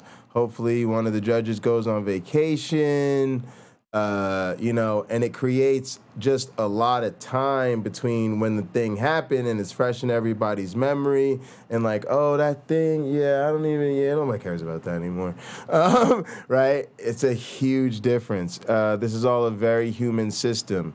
In Trump's case, it's all about, remember, extending the grift. And the more you extend this grift, all of those things layer on to being able to coax your people along. Again, you probably know the VP thing isn't going to work. You know you're losing all the lawsuits. But again, just having the lawsuits up in the air allows you to create the air of, oh, we've got legal challenges and all of these states haven't yet been settled because we still have legal questions. So then you send the alternate electors, and it's like, well, they don't acknowledge the alternate electors. Well, we sent them, and they should have, because there were still open legal questions, right? And then, you get this sort of other thing. All right, well, if we try to send it back to the states, it's not really going to work. But if the courts don't weigh in, we might get the 10 days. Again, well, now we can tell people we're putting it before the courts and we're trying to send it back to the states, and we need to wait until all this ships out. And don't forget, we still got those open legal matters. And don't forget, they still should have accepted our alternate straight of electors. And then when none of it works out, just like none of their claims to the Bible and none of those things hold up, they still think there was this and there was that and there was this and there was that, and there's no way all of that was total bunk. So something had to go. So there had to be something going on, right? So even these things that, again, these guys are a bunch of doofuses, and so many people have said we're so lucky that these people just, quite frankly, weren't better at this. But we still shouldn't forget how nefarious all this is and the grift of it all, and the absolute desperation and the willingness to, again, ignore any convention of decency to avoid doing that one thing, which is just admitting that you lost this one. Among other power things, perceived is power achieved. There you go. Did not step in to resolve this. There was nobody else to resolve it. You would be in a situation where you have a standoff between the President of the United States and, counterfactually, the Vice President of the United States, saying that we've exercised authorities that constitutionally we think we have, by which we have deemed ourselves the winners of the election. You would have an opposed House and Senate disagreeing with that. You would have state legislatures that, to that point, I mean, Republican leaders across those legislatures had put out statements, and we collected these for the vice president as well, that the people had spoken in their states and that they had no intention of reversing the outcome of the election. We did receive some sign. Now imagine how many of them they're trying to replace with people who would not take that position the next time. Because please understand one thing. As long as Trump continues to be the power center of the modern Republican Party, every single person he just referenced when he said all the state legislatures that said, sorry, we can't do that, Trump immediately put a target on all of them. And if you don't believe me, see his current tour around America, right? Nominating Trumpican candidates to replace people who opposed his efforts to overturn the election. And letters that Mr. Eastman forwarded us by those rhinos are gone. Of yep, leaders there you go, those blessed be he. States, but you and I agree on something. No state had any legislative house that indicated that it had any interest in it. So you would have had just an unprecedented. Oh, and Bruce Wayne, this comment is gold. We can't rely on people whose kids go to the same private schools to hold one another accountable. I'm going to tell y'all some dirty secrets. I feel this way. I've lived this life. As a Politico from New Jersey, I could tell you that even the perceived thing about, oh, these are the hardcore Republican leadership, this is the hardcore Democrat leadership, you're all at the same political functions, you're all at the same swanky dinners and parties, and you all got to speak in the same damn parades and take pictures when you open the new parks together. Y'all got way more each other with stories in common and know each other than otherwise. And so when y'all get together, it's really all chummy and buddy, and it's like, oh yeah, bro, we gonna take a couple shots at y'all crazy asses. Oh yeah, well, we'll see who gets it done on election day. Yeah, all right, y'all ain't shit. All right, now, buddy, but seriously, though, how's your wife doing? Yeah, she's good, man. How you doing? Oh man, did you try this damn appetizer? Yo, this shit is rocking. Oh, yo, the food tonight, isn't it good? Right, because again, these people have to see each other. They've known each other for years. They probably came up together and made their bones together and have to work together on a lot of issues. So it's a really, really fantastic point. And a lot of times it's even down to some people collect checks from both parties. I remember working on the Democratic East Ward ticket for Newark, New Jersey, one of the wards we were working under for Cory Booker. And, the current police chief was on the payroll of our opponent for that particular council seat in the ward. And technically, he was a registered Republican taking checks from two opposing Democratic candidates. I mean, epic shit, right? But it happens in New Jersey. Again, he was really pretty much really good at what he did. There wasn't really like an alternative for I think he was the fire chief at that time. I actually got in a fight with the guy. He like pushed me one time. So I'm telling you, I have some serious ass stories. But it's funny, I was part of the Democratic leadership team of that ward. He sat in on all our meetings. He was there with us. And we would laugh about it. Like, oh, the fact that our opponent is dumb enough to pay this guy when we're clearly going to beat him, this guy's clearly going to get appointed either way, and he thinks he's getting this over on us. None of us give two shits. It's the fire chief. Like, we don't give a fuck. You want to collect an extra check for that guy to say you're going to be his guy if he wins? Knock yourself out, right? So that's what I'm telling y'all. It's kind of all in the game, just like y'all see here on YouTube with apologists and counter-apologists. It's the same thing. Like I was telling this to Cameron, the best rivals in word wrestling entertainment is just like world wrestling entertainment, just like professional wrestling. A lot of the greatest rivals are buddies. I was telling this about Otangelo. Actually, off camera and all jokes aside, I genuinely like Otangelo as a human being. I consider him my friend. We maintain a friendly, healthy discourse. I have him on anytime he wants to come on. I think he's crazy as fuck. right? But think he's a nice guy, and if I ever needed to borrow his lawnmower, he'd be more than happy to help me, right? So I'm just telling y'all, this is a very good point, and I'm going to repeat it. We can't rely on people whose kids go to the same private schools to hold one another accountable. We like to keep it fun around here, but I do appreciate y'all coming through with the bombs when it's appropriate, and that's a fantastic comment. Thanks, Cameron. I appreciate you. Yeah, Otangelo's a nice dude. And yeah, he gets a little passionate with his arguments, and he'll tell you you're blinded or whatever, but he's not trying to insult you as a person. It's all in the nature of the game. All right, guys. Constitutional jump ball situation with that standoff. And as I expressed to him, that issue might well then have to be decided in the streets. Because if we can't work it out politically, we've already seen how charged up people are about this election. And so it would be a disastrous situation to be in. So I said, I think the courts will intervene. I do not see a commitment in the Constitution of the question whether the vice president has that authority to some other actor to resolve. There's arguments about whether Congress and the vice president jointly have a constitutional commitment to generally decide electoral vote issues. I don't think that they have any authority to object or. And yeah, I'm going to be honest with you. Thinking about growing up with my dad, we probably did just as much work for Republican candidates as we did for Democratic candidates. Now, politically, we were Democrats when it came to the issues, who are people who we cared about, the candidates that we were behind 100%, for, down for the cause. Obviously, liberal Democrats and trying to handle, urban issues on behalf of black people, brown people, and women. That's where my passions come from. That's my father's son. But honestly, if the Republicans were paying, that was just fine. Our personal family attorney is a Trumplican. Shout out to Mr. Ken Del Vecchio.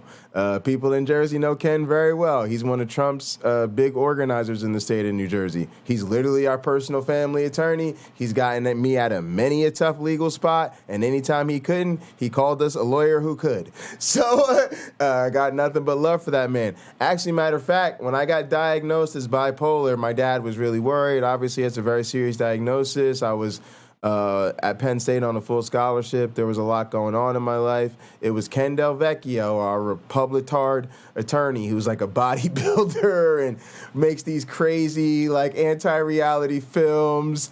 He's kind of a power player in the anti-reality world, but a sharp attorney, great guy, great guy, an absolute riot of a human being. And he told my dad, Jason will be fine. It'll take probably a long time and years to get it worked out. I think Ken's bipolar himself. He said he'll be just fine.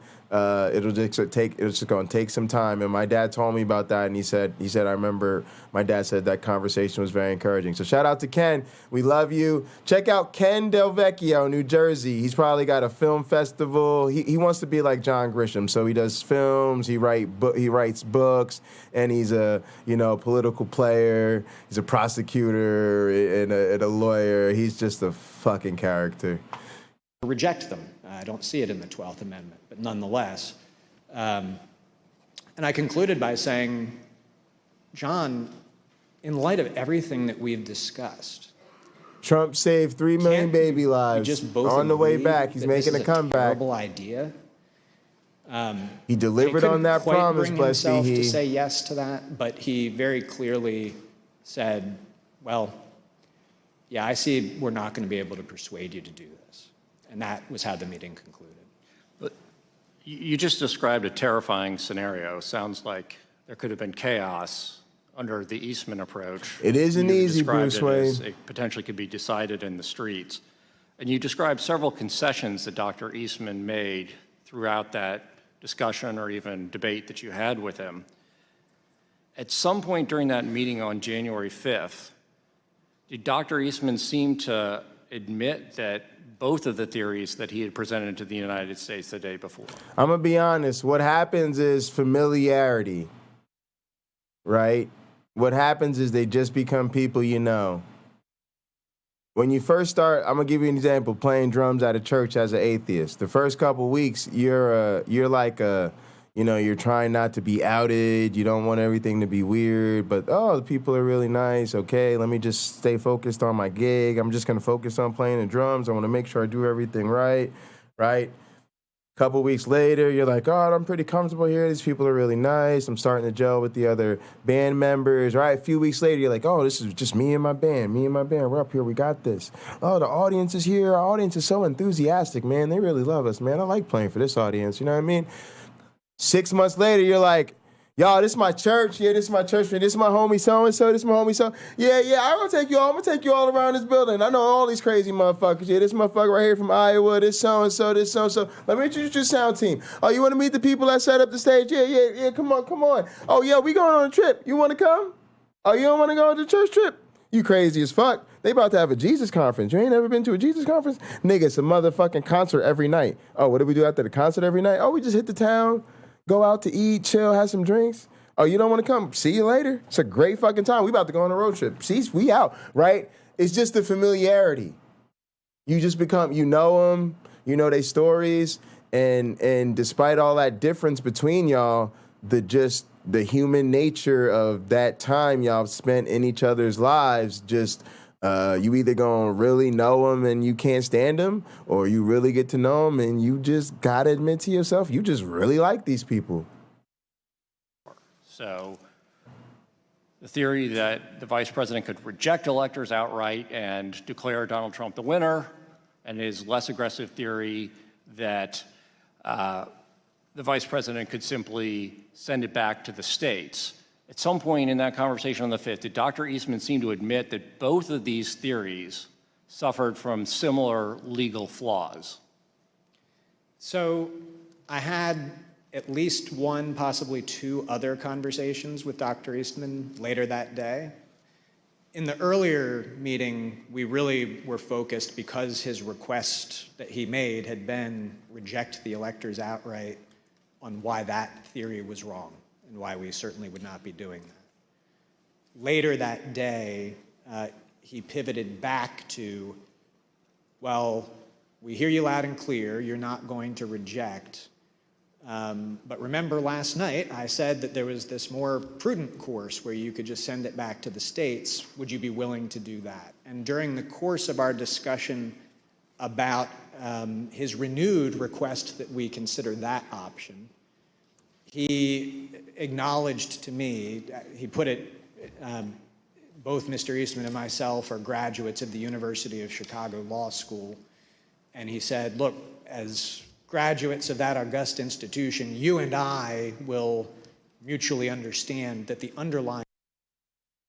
It's crazy, Flying Wayne, because I've been to these things and I joke because I do want people to understand that when you're part of the Christian lifestyle, a lot of the things we think of as indoctrination, they're just part of the social life. And that's the one thing I'm really grateful for a lot of the churches that I've participated in, even as a non-believer, is that they've made it so easy to be a part of the church. And again, I get it. Part of it is I play drums and you know, a church that the worship is a big part of what they do. You know, those churches tend to treat their musicians pretty well on the whole, and it is a different position, and it's a lot of fun to be a part of that team. But nevertheless, I don't think that the way they treat me is unique, right? If anything, what I'm experiencing is just a little bit of how they treat each other, right? And they're just kind of including me in on, you know, how they are normally. You know, it's just like, if they do the in versus out thing and I'm in and we all in. So we're cool. We're all together. And so it is genuinely fun. And I think people need to recognize that, because it's a super fun lifestyle. It's trips, and again, we do game nights and we play volleyball after church on Sunday afternoons. You know, it's a college ministry, right, y'all? So, you know, we're outside the dorm, and you know, it's dozens of us, and we're all playing volleyball together or playing games inside the dormitory areas, right? And you get to be in a band and we go on trips and camping, and right, it's super fun to just have a gang of friends to do that with. That's what a lot of us like about this YouTube community. Like I said, we use YouTube like a bar, not a television channel. We just show up after work and or during work, and we're looking for our friends to help us get us through the day. But at the same time, the indoctrination is real. And when you go to those things, I one time remember talking about I went to the seminar on relationships, right? And they're all like, well, if you're trying to be in a relationship with somebody who's not a believer, that's definitely never going to work out, right? And it is sort of scary, some of those sessions that I sit in on. And the real scary part is that that's all part of the joy of the experience too. Like, there's like the Christians, and they love that conviction, and they love to be reified in the word and reminded that their, Bible-only worldview is really what they should be doing. And so even these things where I'm sitting there going, oh my God, this is so sad. How could you guys, want to sit here and listen to this fucking ridiculousness? I go, all right, Jay, take a deep breath. Remember, they're letting you in the room, and just try to understand, where they're at and how important this is to them. And they're young, and just like you are in college, they're excited about, finding relationships and meeting special people, and seeing who God has for them, and they're here to get instruction, and they're like, it's about to be concert time when we get up out of here. Oh, we about to do rock and roll, Jesus. All right, then we gonna hit the town. All right, so you like, all right, I'm still with it. I ain't gonna fuck with you. I'm still with it. But yeah, it is a lot of serious indoctrination, and the financial model is serious. And for my church, the all-consuming nature of it is serious. They really want to get you while you're in college, especially young, so that the church can become the center of your world and your social life. That way, when you graduate, you're ready to go to the next church plant, on fire for Jesus, ready before you have a job and a family to go wherever the Lord may be calling you. So there's a very serious corporate model here of church planting and building to build that kingdom. Again, we always talk about it's all about the real estate, which is why a lot of y'all that talk about this softy, benevolent version of Christianity, I don't know what you're talking about, because I'm deep in the weeds on those type of churches, and they some of the shrewdest people. They are so organized. They are so all about the kingdom business, and they know exactly what they're doing. They just know how to work you over with that smile and that charm. And again, interpersonally, I fucks with a lot of them, because a lot of them, they're not the personal people that are like that. It's like they're just caught up in it, and, and they don't realize what they're caught up in. So they really are great people, a lot of them. That's kind of the difficult part that you got to wrestle with. And mostly I'm about their mission, right? Like what they do in the lives of our young people. Yeah, it's faith-based, but overall, it really is positive. And they're not really like they're not like into a lot of the crazy stuff. And so they're more like trying to build intentional relationships and serve the community and make sure our college students have a support system and a sort of a large same-sex group that they can, walk in faith with, and healthy ways to, have co-ed relationships and stuff. So they really are thorough with what they do, and most of the things they do, you and I would all be in favor of. It's just a lot, right? It's a mess. Neil deGrasse Tyson often says the universe is under no obligation to make sense to you. And I feel the same way about human relationships and what it really takes when you're on the front lines of trying to influence other people at the risk of being influenced by other people. Like what you end up doing to really build relationships and how those relationships influence you all ends up going very much not according to plan. Legal theory of plenary vice presidential authority is what you have to get there, because this new theory, as I was pointing out to him, or the procedural theory, still violates several provisions of the Electoral Count Act, as he acknowledged. And the only way that you could ever be able Agree with you. For those of you that don't see, if somebody wants to drop me a link of the thing where the woman speaks up about her abuse, and then the people come and rally around the pastor. We love you, pastor. I would love to share that with folks. If not, when I come across it, we'll drop it in our Discord. But yes, that's a huge problem. It's what I feel like I'm dealing with in my family. You know, for a long time, my mother was the most educated and sophisticated person in my family. And she never really, you know, everybody else is more than happy to take their direction from her.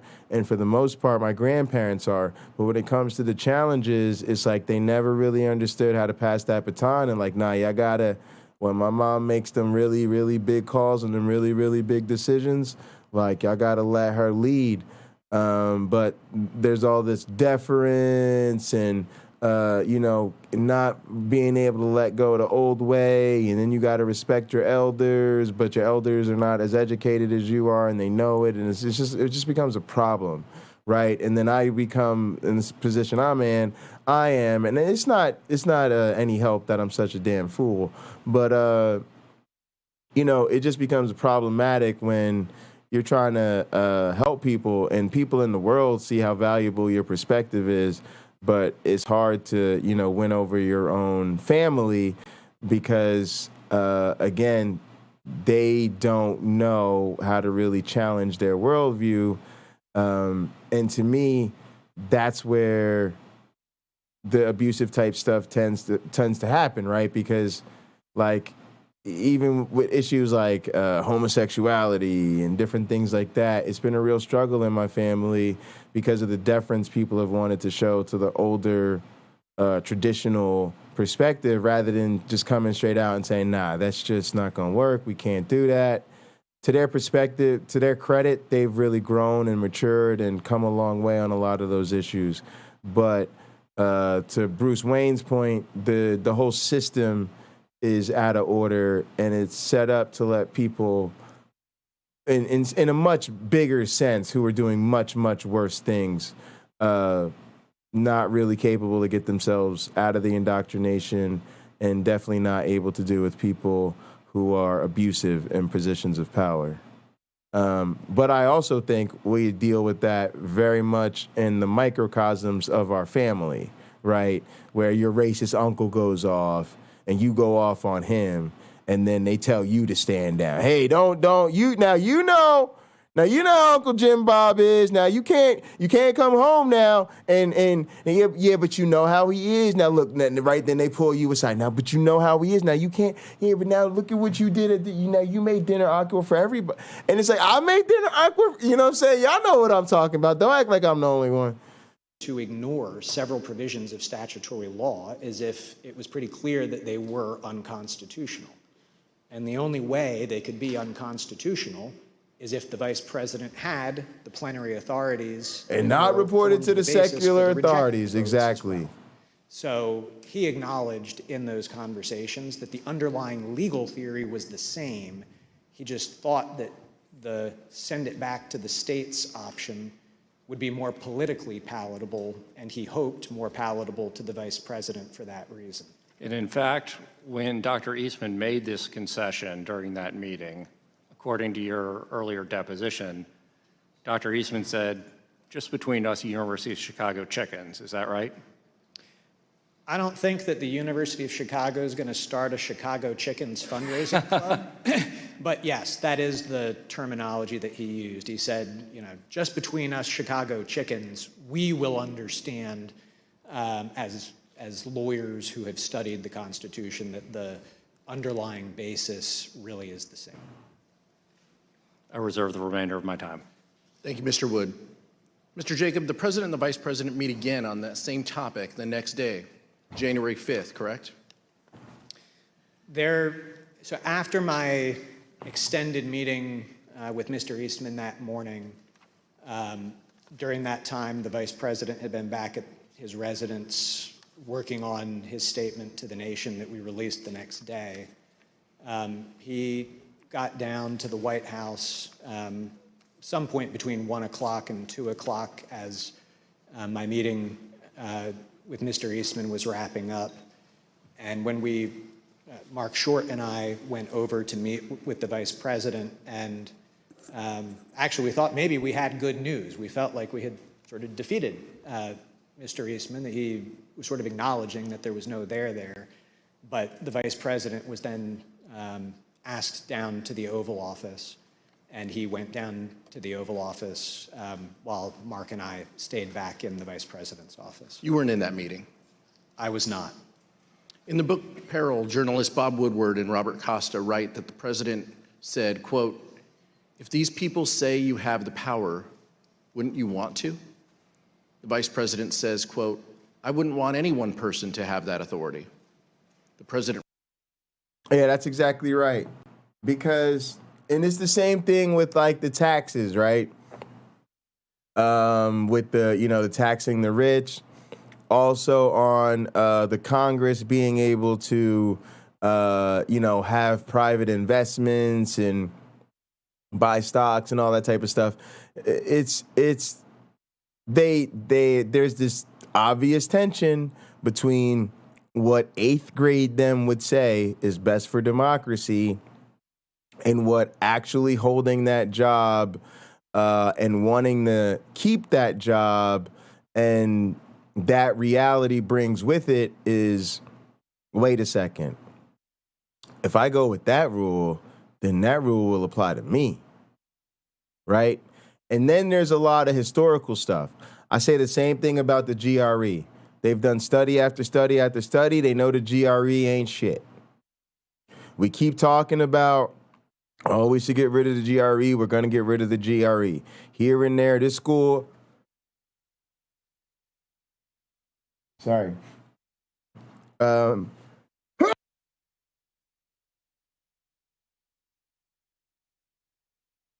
have no idea why I'm sneezing. They say this school or that school won't look at the GRE. So why don't we just get rid of the GRE? A huge reason is everybody in academia going, well, I had to do with it. Then you had to take the GRE? Well, you still here, ain't you? You fine. It turned out it'll be okay. You just suck it up, right? So this is what prevents change. And in the case of the history with the congressmen, they're like, well, democracy has been okay to this point, right? We made it this far. And all the previous senators, they had the ability to do these things, right? Like they were fine. Plus, me, I don't abuse my power, right? I see where the people are coming from. It could be abuse of power, but we don't want to assume that the Congress people are going to abuse their power. For instance, take me, for example. Yeah, if you take me, for example, I'm definitely not abusing my power, right?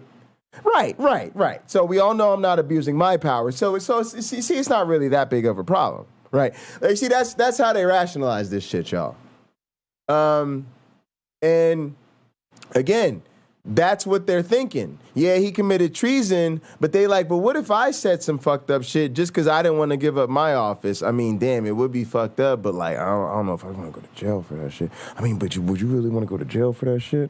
Yeah, I don't think we could vote for that. I don't know. Yeah, but you think Trump gonna go to jail? Yeah, he not gonna. Yeah, nah, he shouldn't really go to jail. Yeah, maybe we overreacted a little bit. So we were scared. I know y'all saw us running shit, but it turns out what happened was we were all remembering the safety drill. Yeah, when you first swear your oath of office, there's a drill, and they say, God forbid, in this case, a protocol. And so most of us, we just went into drill mode. Yeah, it wasn't, it really wasn't that serious of a threat. We really weren't that worried about it. We were just trying to execute our evacuation drill and just make sure everything was okay. We knew they were just tourists, but we were like, some of these tourists are a little bit rowdy. Let's just do the evacuation drill. This would be a good time to practice it, just in case. case. You know, sometimes you got to throw it in there. You remember the fire drills you used to do in school? Every once in a while, they did that shit in the middle of a quiz or the middle of an exam or something real important, right? Just to remind you, a fire could happen at any time. A fire could happen at any time, right? So what happened was the tourist was there. We were about to certify the election, and then the security team was like, yeah, do it now, do it now. Boom, and then it hit us with evacuation drill, evacuation drill. So we did the evacuation drill, and we were real worried, but we was like, oh no, that's what the drill is meant to do. It's meant to make you really feel like it's really gonna happen. But when we thought about it, we was like, nah, yeah, it really wasn't that big of a deal. So that's how they rationalize this shit. The griftology, man. The griftology is deep. It responds, but wouldn't it almost be cool to have that power? Vice President is reported to have said, no, look, I've read this, and I don't see a way to do it. We've exhausted every option. I've done everything I could and then some to find a way around this. It's simply not possible. My interpretation is no. To which the president says, no, no, no. You don't understand, Mike. You can do this. I don't want to be your friend anymore if you don't do this. We asked. Pause. Now y'all laughing. Now I know y'all laughing. First off, if you ain't laughing at that shit, you fucked up. Really, if you ain't laughing at the president, tell the real y'all, they really, these niggas, they so dumb. They so dumb they really want to vote for him again. They're like dying to vote for him again. Right, blessed be he. Ain't y'all desperate to vote for some? Y'all love y'all some Trump, boy. He really called the vice president. He was like, yo, if you can't do this, Mike Pence, what do you mean you have no constitutional authority? No constitutional. Mike, if you can't, what do you mean there's no historical or legal precedent?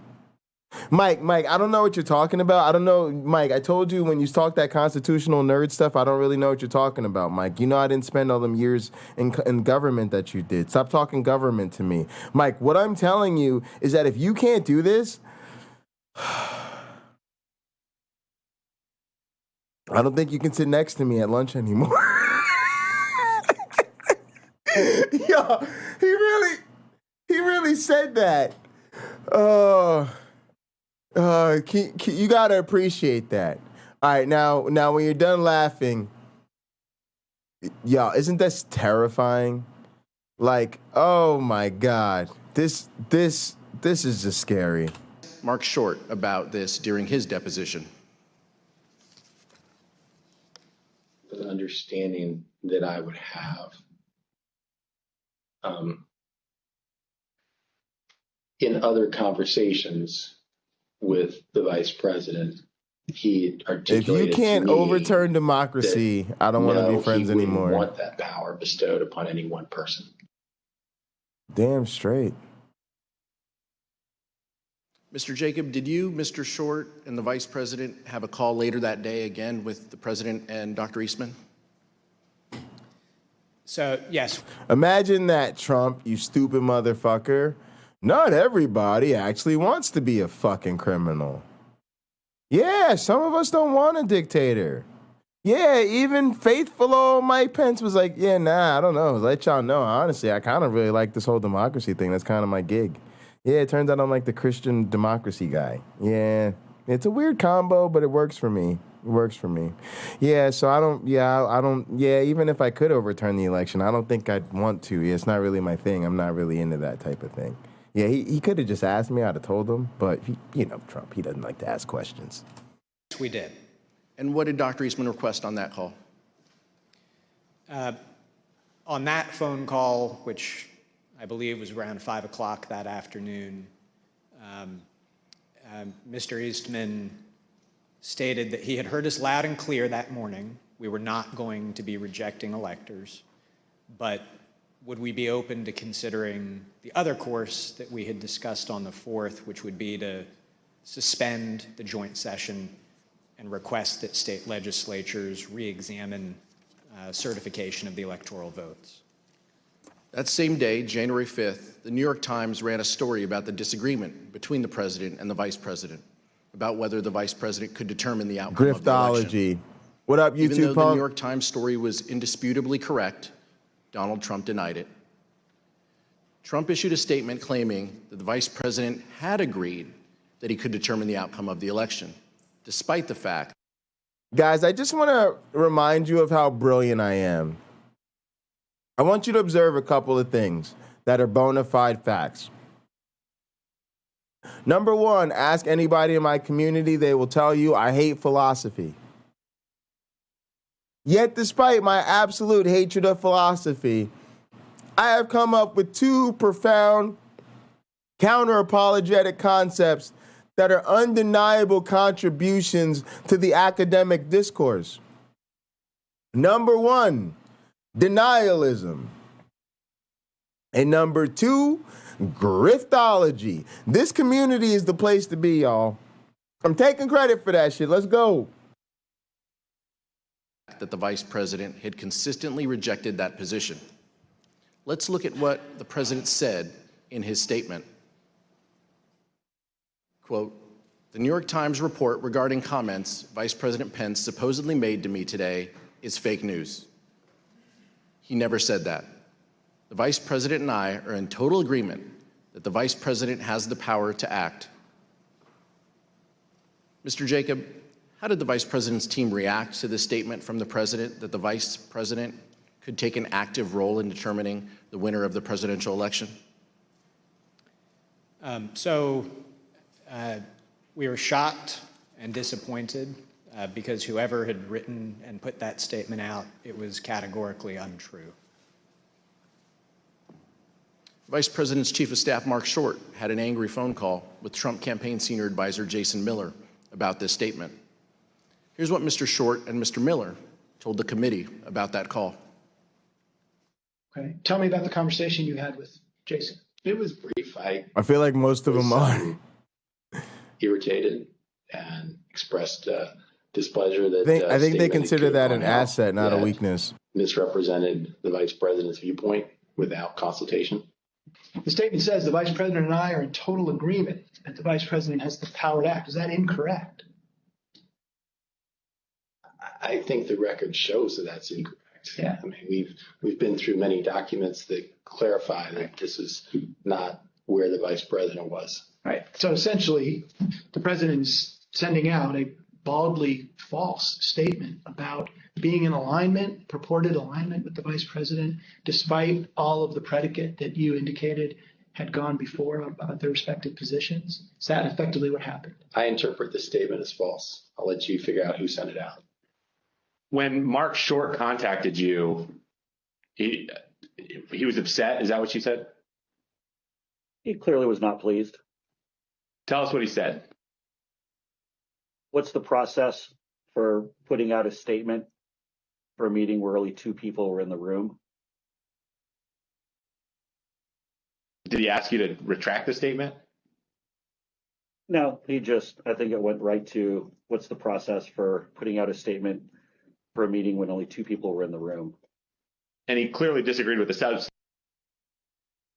All right, y'all, we'll see how this goes. A little bit of intermission here just to talk about production stuff. A lot of the times, the way we do a resolution check with something like this, if you see grainy footage, you don't know if it's yours or the signal, then you check the text, right? See how clear this text is? If I go to like, let's say like 480p, see how the text starts to look not sharp anymore? I think I can downscale this even further.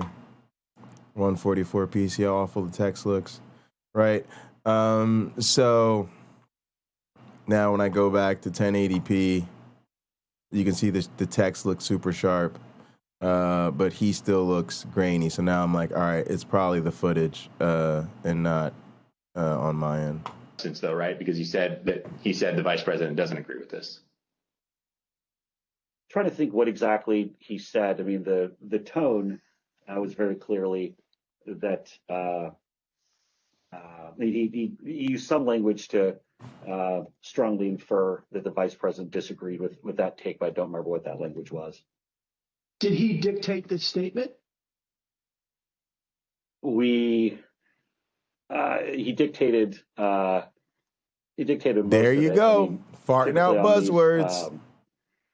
Typically on these, I might have a couple of wording suggestions, or maybe I have a sentence or a rough framework or something of that. But I know. Pause. Y'all, we're going to have to tell Robert Reed that when he gets active in this community, that he has to stop the Republican buzzword drinking game. And he can't do apologist buzzword drinking game. If he's going to really be out here on YouTube, especially doing live streams, nope, he'll be in the hospital. I don't care how big and strong he is, how many women he's taught how to defend themselves, how many nunchuck disciplines he knows. Nobody can drink that much. Nobody can drink that much. So, yeah, when you're in a community where people will just come through your chat and just blow it up and just be farting out buzzword, buzzword, buzzword, buzzword, buzzword, your ass will be on the floor. With specificity on this one, that it was me and him on the phone talking through it. There you go. Tyranny from the demon rats. That'd be 2 shots right there.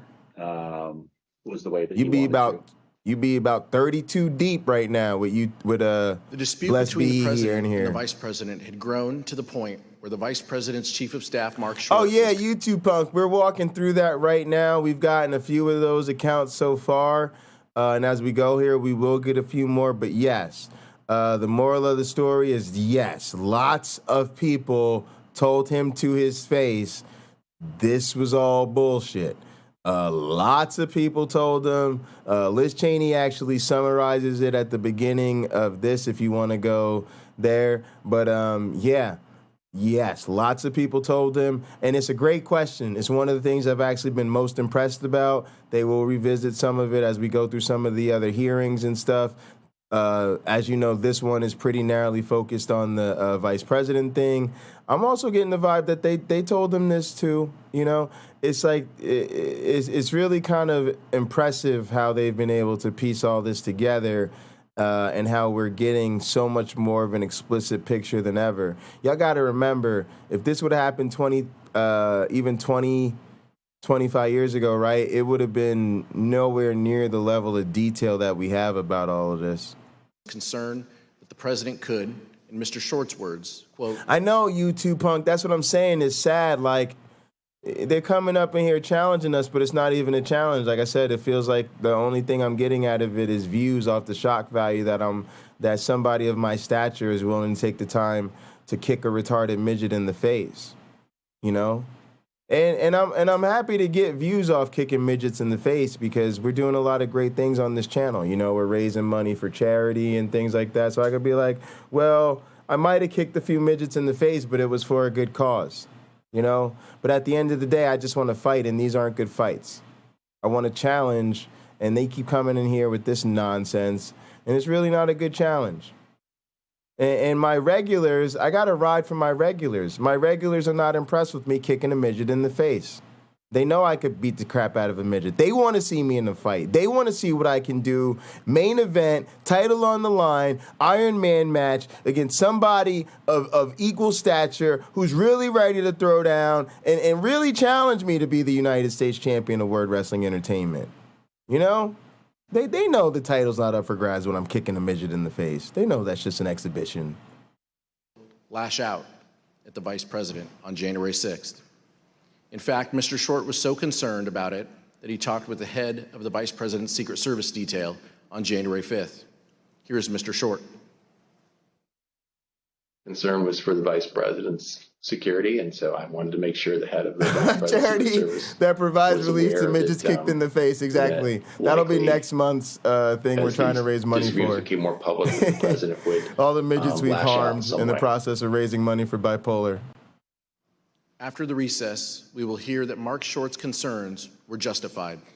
The vice president was in danger. Mr. Chairman, I reserve.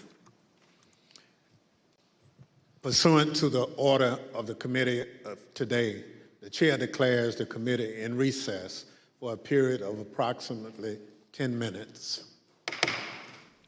And with that, the chairman of the House Select Committee on January the 6th does announce a short break. 10 minutes, he just said, and this is after we've heard a little over. All right, y'all. Everybody go ahead and stretch your legs. Get yourself a little snack, refreshing up your little drink or something. We'll be back with our January 6th coverage. I'm going to fast forward. I'm going to pretend we take a little 5 to 10 minute break here. And then we'll resume our coverage. In the interim, let me see. We'll just, y'all, Rebecca's going to get an Atheist of the Month award tomorrow. Let's get a little taste of our gin and truth. We're not going to do an hour, but we'll do, let's say, let's split the difference. We'll do 8 minutes of gin and truth, and then we'll resume our January 6th coverage. Thanks for rocking with me, y'all. I appreciate y'all. They took a little break. I think it's good for us to take a little break ourselves. I'm going to put on the gin and truth. I'm going to refresh my drink, take a little bathroom break. I encourage y'all to do the same. Grab a snack, and we'll get back to it. Appreciate y'all. Love y'all. Hope you're having a great time. And, yeah, we're getting through this fucked up-ass committee coverage, and so far they've been bringing the goods. Christian, right? Again, there are things that I think back at that I said that I used to believe, and it's just like, holy shit. Holy about shit. The only way you can get someone to believe some of the bullshit, the foolishness that I used to believe in is when you get them when the top of their head is still soft, right? And I love it when he says that. I remember I was telling V and Eric this, and I'm sure some of y'all kind of have the same sentiment, that when you look back at your time as a Christian, if you're my age or around, you know, I wish I could round some people up and give them an apology, right? And it's just facts. To everybody in my high school band that I forced to pray, and I used to say, if you do not pray, you will not play. I'm real sorry. All the 7th grade flute players that I threw drumsticks at for not being ready for rehearsal, I'm really sorry about that. Y'all were holding us back musically. We were trying to do big things, but we couldn't do big things musically because y'all didn't want to practice. Y'all didn't really like practice. Y'all just wanted to be in band and get out of class. Band is not for niggas who want to get out of class.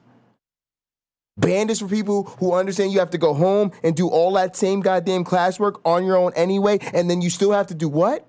You still have to do what? Yes, you stupid lazy motherfucker, you have to fucking practice. Band is for people who want to practice so we can play fucking hits, so we can get the crowd moving. We had one shot at high school. And you want to be a flute player, but when you take your ass home, you don't want to play your flute. Oh, wait, this wasn't an apology. I'm sorry I threw drumsticks at you. I was being a bully. I shouldn't have done that. But you shouldn't have been in the goddamn band. It's like, I can't believe I used to say that to people. And you were taught that this was nice, that this was loving, right? Again, let's just use one of the obvious ones, being gay. And boy, do I regret telling fuckface Craig read this one.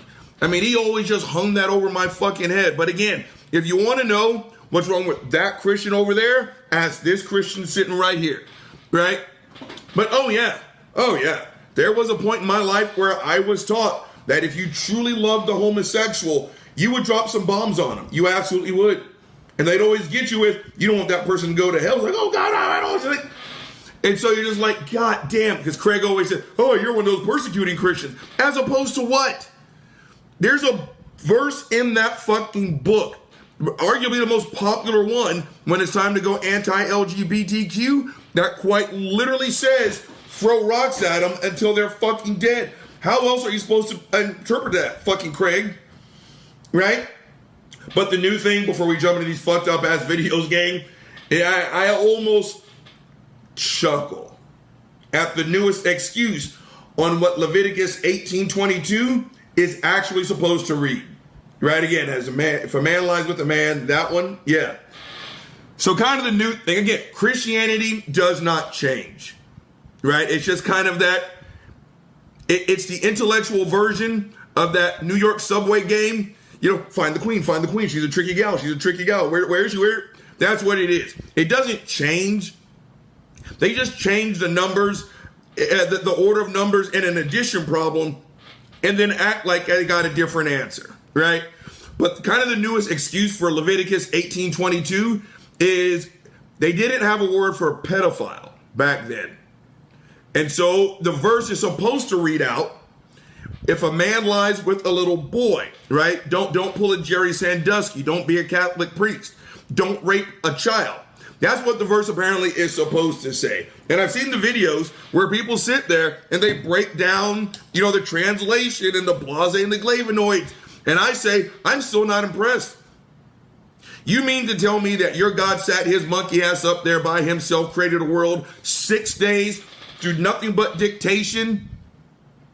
He's the smartest of the smart. He's the strongest of the strong, but he couldn't come up with the word fucking pedophile? No, that just doesn't fly, fuck face. So that's kind of the newest thing. I had to throw that shit in there. But gang, the first video up is from Inspiring Philosophy. I can't remember his name, but we're just going to call him Fuckface. I'm not a fan of Fuckface, right? You want to know why? Because he's a fucking Christian apologist. And I've already told you guys, I've done 1 million videos. I'll probably do 1 million more. I cannot stand the profession of Christian apologetics. It is quite simply put, watch me lie my monkey ass off. That's all this is, right? Again, if you have ever sat down and you've listened to the likes of a fuckface Frank Turk and you say, I want to be a Christian now, you are desperately grasping for reasons to convert to Christianity. Nothing like a man that's got a PhD who sits there and asks, what do you mean by that? What do you mean by that? What do you mean by that? What do you mean? And if that's your linchpin of an argument, go fuck yourself. Right? All Christian apologetics is professional fucking liars. But I put this one first, gang, because again, this is my favorite topic, the topic of hell. There is no way to spin the topic of hell, Christians. Sorry, not even close to being fucking sorry. That is immoral. And no, I'm not going to answer the fucked up ass question, if there is no God, what's wrong with God? Shut the fuck up. Right? So again, does lack of knowledge send you to hell? Now, before we roll this tape, let me answer the way a Christian would. No. Lack of knowledge does not get you sent to hell. What gets you sent to hell is the fact that you're a sinner. Like, that makes the proposition any fucking better, right? Again, I do not say this with a glib tone of voice, because this is the shit I actually hear, right? Robert, he didn't hit me with a closed fist. He hit me with an open hand. There was like, no, stop. I will not listen to that. I am not going to, at the end of the day, he hit you. Okay? Abuse is abuse is abuse is abuse. Closed hand, open hand, a shoe, an extension cord. He abused you.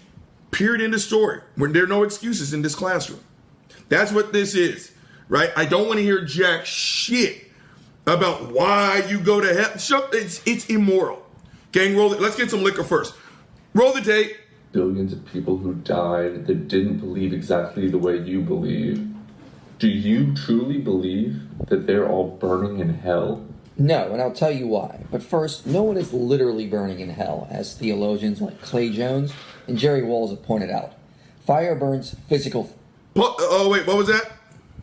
It's not souls. The fire in hell is metaphor... Oh, shut the fuck up. You guys catch that?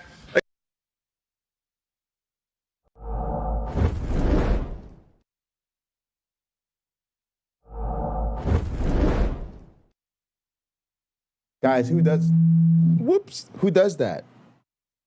Who does that? Who takes a brief intermission in the middle of a broadcast and actually switches robes? Listen, let me explain something to you. When you spend 3 eternities in graduate school, 1, 2, 3 eternities, okay? You decide, I will wear a robe, whichever robe I want, whenever I want to wear it, however I'd like to wear it. And if I go, you know what, I just want to switch robes right now, my monkey ass will be switching robes. Again, I gotta learn how to hold on. The squid did it. How the fuck did she do it? I don't know how to rewind these fucked up ass tapes. But, so that's a legit question, right? Do you really think all those people are burning in hell, the blase and the glavinoids? And Inspiring Philosophy, his fucked up ass response, hold on. You know what? Rewind. God damn it. Gang, I'm telling you, one day I'm going to be good at this, and we're going to laugh. Roll the tape. All of those billions and billions and billions of people who died that didn't believe exactly the way you believe. I'm telling them. Y'all, I'm telling you the proposition. I'm gonna speak Donald Trump language to y'all. This is the art of the deal. What I'm trying to say is, Uncle Bobby, I'm growing, you're growing. Here's what we do. We get together regularly. We do podcasts. Whatever you want it to be about, it can be about. We queue up the footage. I'll queue it up. I'll take care of all the tech. All you got to do, jump in the restream, talk about the fuck faces with the blase and the glavinoids, okay? Every once in a while, you need to get up, get yourself a drink, refresh that motherfucking Hendrix. You just tag on in Pocket Locker. Hey, Pocket Locker, what you got to say? Bro, don't worry, we're going to keep the vibe the same. Listen about these fuck faces with the blase and the glavinoids, right? Then you go do your thing, come back, boom, I tag you back in. You just keep stomping on their asses. Tag team, baby. That's you see the vision.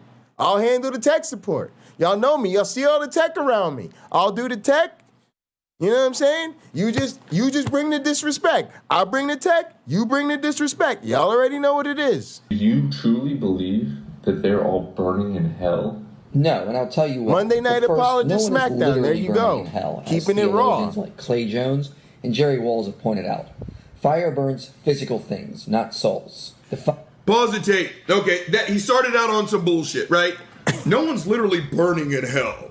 Fire burns physical things, not souls. Well, that clears that up. Thank God. Oh, let's end the show. You shut the fuck up, right? First, demonstrate there's a fucking soul, right? But again, he's already tap dancing. He's already sitting on some bullshit, right? Again, if that is one of the main focuses of your answer about hell, your answer already blows, right? Defining what fire actually burns. Shut the fuck up. Roll the tape. All right, y'all. We'll get back into this either later or tomorrow after when we got to finish up day 3. Oh, that was so funny. He's just getting better, y'all. He's just getting better. He makes me laugh so hard. Sometimes I can't even watch. I got to take a break so my ribs could stop hurting. I'd be like, Uncle Bobby, you gotta stop doing this to my ribs. It's not good for my health to be laughing this hard. My doctor's gonna get on me. My doctor's gonna be like, you gotta stop watching that Gin and Truth. Jay, I looked at your scans. You've been watching too much Gin and Truth. I see lung damage. Jay, a lot of people is getting COVID, man. You done been all right. You ain't got the COVID so far, but your lungs is fucked up from laughing that hard. You can't keep watching that Gin and Truth. You gotta chill out. You better watch some January 6th Commission. They don't make you laugh quite as hard. I don't know. They some pretty goofy. They are some pretty goofy motherfuckers, but they at least ain't that funny. All right, I got you. I guess you're right. It appears about the extent to which former President Trump went to actually place. There you go. What is metal? And here's the answer. You two punk. I guarantee you, whatever this metal is that he speaks of. What y'all want to bet? What's the one thing that his medal has absolutely nothing to do with it? What? No, he always comes through. He always says metal. Now, what is the one thing we could be sure of? Whatever he means when he says metal has absolutely nothing to do with metal. Life of, the well-being of his own. Matter of fact, whatever the niggas say with mental probably ain't got shit to do with mental either. Vice President. See, that's the thing between us. We could listen to y'all charitably, and y'all still sound like some dumbasses. In jeopardy. Your mental is weak. He showed you the way. Okay, well, look, we put mental in. We tried to spell correct your shit. Your mental is weak. He showed you the way, but you have forgotten. Nah, that still don't make no goddamn sense. The fuck? Exactly. Exactly, you two fuck. Gentleman from California, Mr. Aguilar. There you go. Your meat metal is weak. What meat metal? See, you already done fucked up my meat. When my meat tastes like metal, see, I'm mad at you. You tell me you making me a steak, I hear you grilling or on the barbecue, I start to smell the hickory and the vapors, I get my motherfucking spicy and hot sweet and hot. No, hot. It's hot and spicy. Japanese barbecue sauce ready. I'm ready for the sticky itty, and I bite into the meat, and it tastes like metal. And then of course, y'all, what's gonna happen? Now he done served me up a piece of meat that tastes like metal, and what the fuck? I gotta tell his soft ass, oh, this was the best tasting barbecue I ever had. You're so brilliant. Oh, how long did you go to school for barbecuing? Oh man, I can't believe how impressive this piece of meat is. Unbelievable. Fucking atrocity. I'd now like to turn to the events of January 6th, 2021, which turned out to be a fateful What is day that, in our Cameron? nation's Exactly. history. Despite the fact that the vice president consistently told the president that he did not have and would not want the power to decide the outcome of the presidential election, Donald Trump continued to pressure the vice president. Yes, my DNA enslaves me, correct. And privately. That's my biggest As you will motherfucking hear, problem. Things reached a boiling point on January 6th, and the consequences were disastrous. In the middle of the night, on January 5th, into the morning of the 6th, around 1 a.m., President Trump tweeted at the vice president, meaning that the comments in response to the president's tweet would also show up on the vice president's Twitter feed.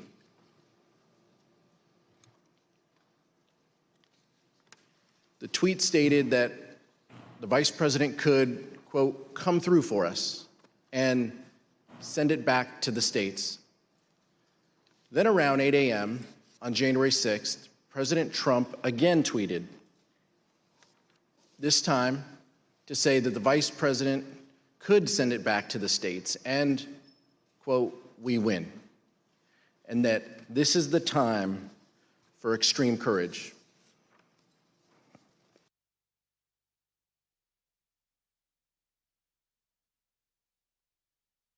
Guys, we're going to do a lot more academic stuff here on the channel. This one goes out to Satan's little helper, who always wants me to read her a bedtime story. All right, here we go. Let's get the big words on the screen so we can read. We'll go back to our business view here. All right, Satan's little helper. Hang on a sec, y'all. Here we go. Look. Satan's little helper is a really big deal to me. She's going to be driving our school bus to hell while the rest of us are getting fucked up. So we try to show her some respect. Hang on a sec, y'all. This one goes out to Satan's little helper. Here, watch this. This is going to be really nice. All right, here we go.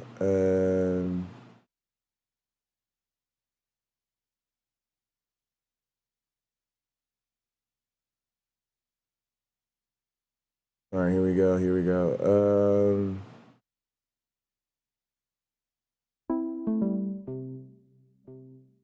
Let's go. What are y'all talking about right now? Am I not signed in? Yeah, I'm not signed in. Sorry, hang on a sec. I gotta sign in. That was awful. I'm a person who identifies as someone who hates commercials, especially on YouTube. There we go.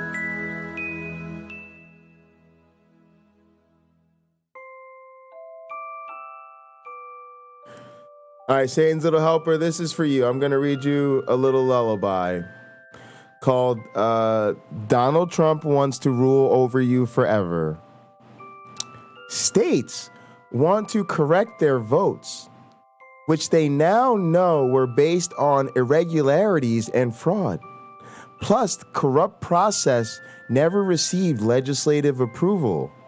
All Mike Pence has to do is send them back to the states. And we win! Do it, Mike. This is a time for extreme courage.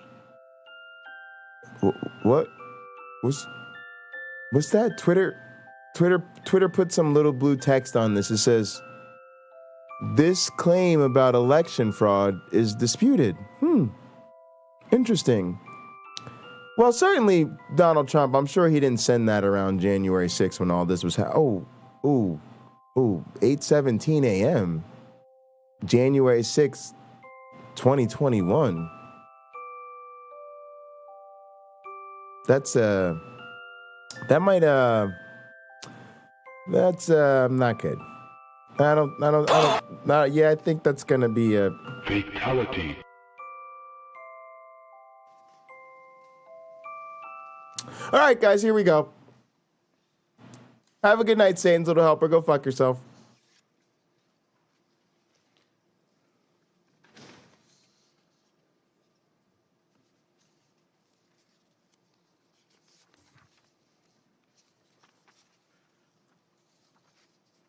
Mr. Short told us during his deposition that the Vice President started a meeting on January 6th in prayer. Here is what Mr. Short said. You arrived at the Vice President's residence. As would often be the case, I recall that knowing it would be an important day, we gathered in prayer. And often that would be something the staff member would lead. So it would have just been at that time, I believe. Totally Vice inappropriate in the President, workplace. myself, Gross. Greg and Chris. And we would have just asked for guidance and wisdom, knowing that the day was going to be a challenging one. Yes, y'all heard it here first, y'all. Like, Tupac said shit. A lot of good that did. That's hilarious.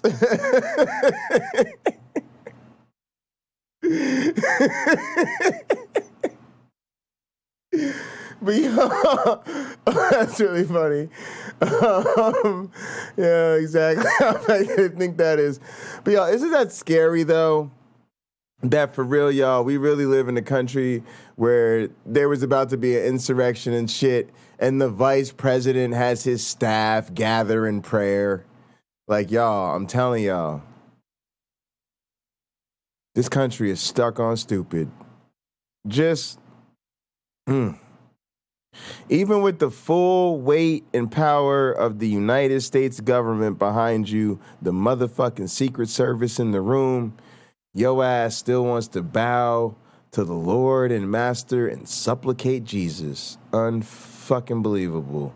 In the midst of crisis, of constant, like the motherfucker said, a revolution wrapped in a constitutional democracy. These motherfuckers literally, their political strategy was actually Jesus take the wheel. Mr. Jacob, did you go to Vice President's residences on the morning of January 6th? Yes. Who else was with you? Mark Short, Devin O'Malley, our communications director, and Chris Hodgson, our legislative affairs director. And did the Vice President have a call with the President that morning? He did. Were you with the Vice President during the call? So we had been putting the Vice President had Yeah, finalized exactly. his Doubt statement everyone there is a overnight. We were Christian, in the exactly. process of proofing it so that we could get that out. And we were told that a call had come in from the President.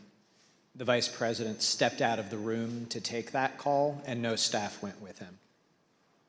The President had several family members with him in the Oval that morning for that call. I'd like to show you what they and others told the Select Committee about that call, along with never-before-seen photographs of the President on that call from the National Archives.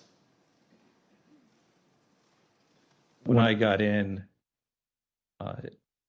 somebody called me and said that the family and others were in the Oval. And do I want to come up? So I went upstairs. And who do you recall being in the Oval Office? Don Jr., Eric, Laura, Kimberly, I believe Meadows was there. At some point, Ivanka came in. It wasn't a specific, formal discussion. It was very sort of loose and casual.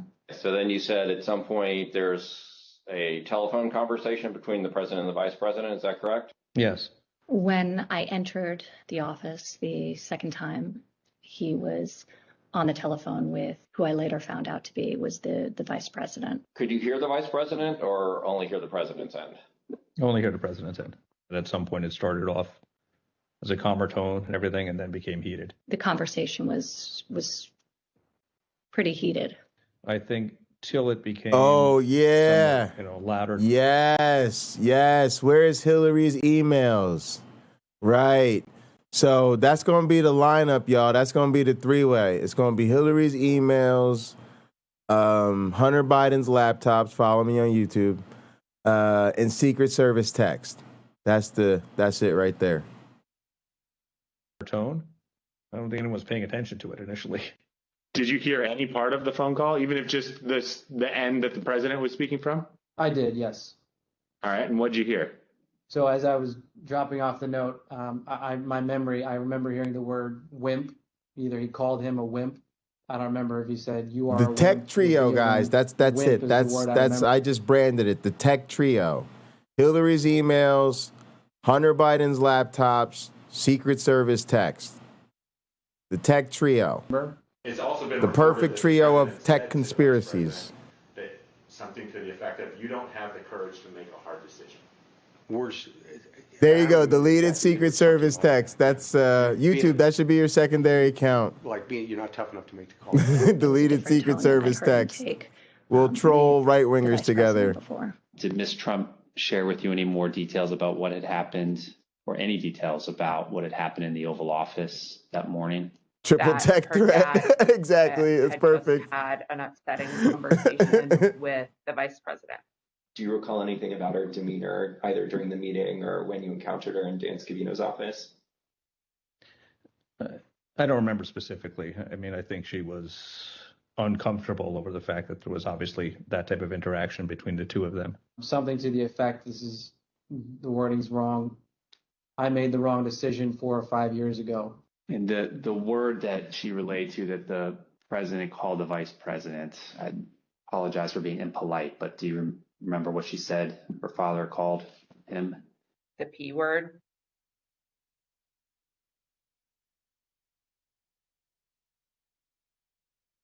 Mr. Jacob, how would you describe the demeanor of the vice president following that call with the president? When he came back into the room, I'd say that he was steely, determined, grim. Of course, the most dangerous part of what Donald Trump did on January 6th was what he did himself. As will be discussed in detail in a future hearing, our investigation found that early drafts of the January 6th ellipse speech prepared for the president included no mention of the vice president. But the president revised it to include criticism of the vice president and then further ad-libbed. Here is what the president said on January 6th after. Yeah, that was ridiculous. And I again, Trump, one of the things that was great about Trump, not really great about him, but that he managed to get away with, is that he just made so many controversies that you can't hold all of them in your brain at once. And that call, I just need 11,200.3295 votes. I mean, that was just, again, I don't know how the man is not in jail. I really don't. Because again, like, if a black politician had that record on the phone, that'd be it. That'd be it. No tomorrow after that. No tomorrow after that. Can y'all imagine if Obama did that shit? Imagine if Obama called the secretary of the Georgia shit and was like, "Hey, buddy, I just need. Can we talk about how many more votes I need?" Y'all remember how they flipped when this man didn't wear a flag pin or use the selfie stick in the Oval Office? Come on, y'all. After his call with Vice President Pence. I hope Mike is going to do the right thing. I hope so. I hope so. Obama. Because if Mike Pence does the right thing, we win the election. Obama. All Vice President Pence has to do is send it back to the states to recertify. And we become president, and you are the happiest people.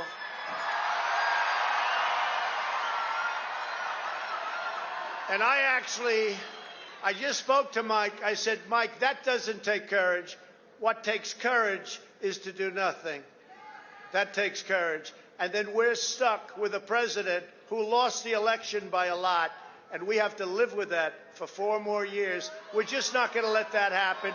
And Mike Pence is going to have to come through for us. And if he doesn't, that will be a sad day for our country. And they want to recertify their votes. They want to recertify.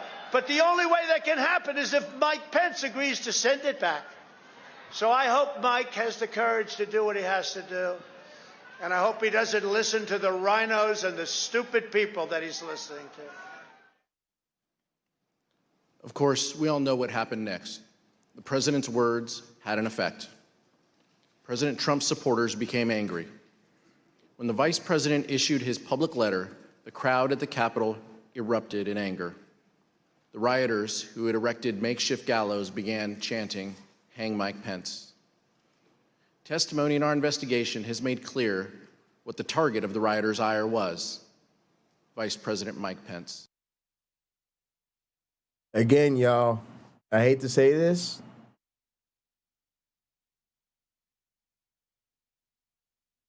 but in those moments where Mike Pence became the target of white rage,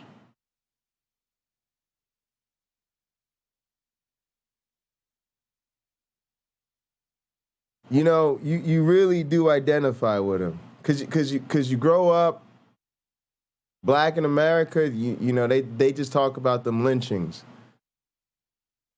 And then you go up into school and then all the history lessons. I took a history and music class, and they was talking about the lynchings and all the history of jazz because of the great songs based on the lynchings. And they show you all the pictures of Negroes hanging from trees. So when they erect that gallows, they just Negroed your ass. Like they you know, if there's a black person, if there's a white person that I might actually get away with using the N-word, it might fucking be Mike Pence.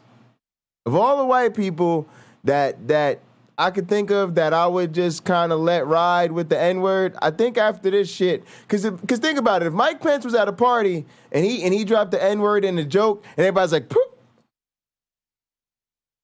you know, you could hear a pin drop in them, everybody just be shocked like, but then somebody would be like, well, you remember when all the white supremacists did try to hang his ass on January 6th, and they were saying, hang Mike Pence, hang Mike. Everybody like, yeah, they was like, hang Mike Pence, hang Mike Pence. And they would be like, nah, Mike, that's our badge, yo. You's a cold-ass nigga, Mike. Yeah, Mike, let me get you a drink. Yeah, you want some Henny, Mike? Yo, somebody get Mike, yeah, bring him over one of them black girls. Yeah, bring Mike over one of them black girls. Get this nigga some Henny. Somebody pass that blunt. Yeah, Mike Pence in the house. Mike Pence, we sorry, nigga. Look, it's all right. We understand, Mike. Nah, Mike, I know you a little plain, you a little square, you a little, you know, a little corny around the edges, but we fuck with you. You good with us, Mike Pence. You good. Yeah, man. You good. I'm just keeping it real with you. I'm just keeping it real with you. I saw Mike Pence differently after that day. The rioters breached the Capitol at 2:13 p.m. Yeah, his white privilege card almost got revoked. Exactly, you two punk. You know what time it is. That was the vibe. They was like, nah, Mike, you ain't one of us no more. Nope, Mike, you a Negro to us. We about to lynch your ass in public.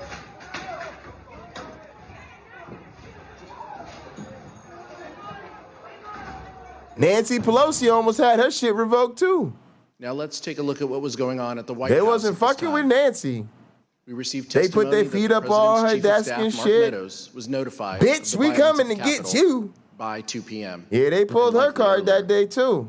The testimony further establishes that Mr. Meadows quickly informed the president and that he did so before. At the same time, you lay down with dogs? Exactly, though. The president issued his 2:24 p.m. tweet criticizing Vice President Pence for not having, quote, courage to do what needed to be done. Here is what the president wrote in his 2:24 p.m. tweet while the violence at the Capitol was going on. And here is what the rioters thought. Nothing but a traitor, and he deserves to burn with the rest of them. So it's all escalated after Pence. What happened to Pence? Pence didn't do what we wanted. Pence voted against Trump. Okay, and that's when all this started? Yep. That's when we marched on the Capitol. We've been shot at with rubber bullets, tear gas. I know. Trump criticizing someone for not having courage, seriously. Going to reject any fraudulent electoral vote.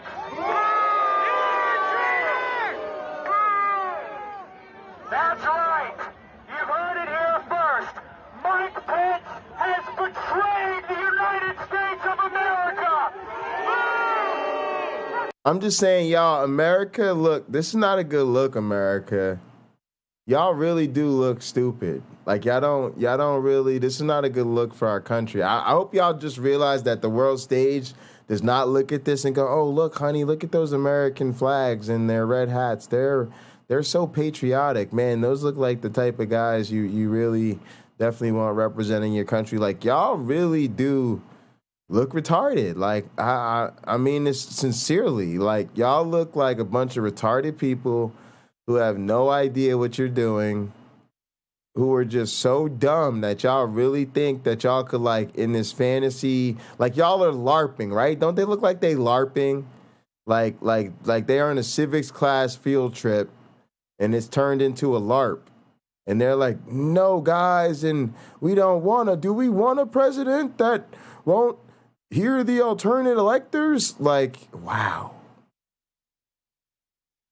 Wow. Mike Pence has betrayed this president, and he has betrayed the people of the United States, and we will never, ever forget.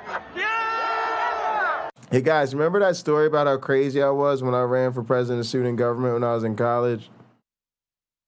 You want to know what the difference between me and this dumbass was? I was in fucking college. I wasn't at Washington, D.C. playing student government president outside the motherfucking halls of Congress while they tried to certify the motherfucking election of the presidency, nigga. Oh, my God. Y'all are like kindergarten cop gone crazy. This is some really rich shit. Woof! It's real simple. Climbing up the wall playing Honky Kong. Which Honky apparently Kong. everybody knew he was going to, and the president Look at mentioned her. Look at her. like 5 times when he talked. You can go back and watch the president's video. This is our capital. Some people are dumb as they look. There's 4 million people coming in. Look at these idiots. Look at this guy.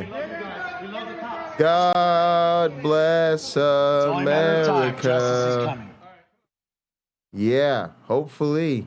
Although the president's chief of staff, Mark Meadows, has refused to testify before this committee, Mr. Meadows' aide, Ben Williamson, and White House Deputy Press Secretary Sarah Matthews testified that Mr. Meadows went to the dining room near the Oval Office to tell the president about the violence at the Capitol before the president's 2:24 p.m. tweet. In future hearings, you'll hear more about exactly what was happening in the White House at that time. But here is what some White House staff told the Select Committee. Do you know where he went? Yes, I followed him down the hallway, and I followed him into the outer Oval corridor, which is the hallway between the Oval Office hallway and the outer Oval section of the Oval Office. I followed him into that little corridor hallway. I saw him walk into outer Oval. I maybe took a step into outer Oval and then left. And I don't know where he went outside of that, but it looked like he was headed in the direction of the Oval Office. You know, we had all talked about at that point about how it was bad and the, situation was getting out of hand.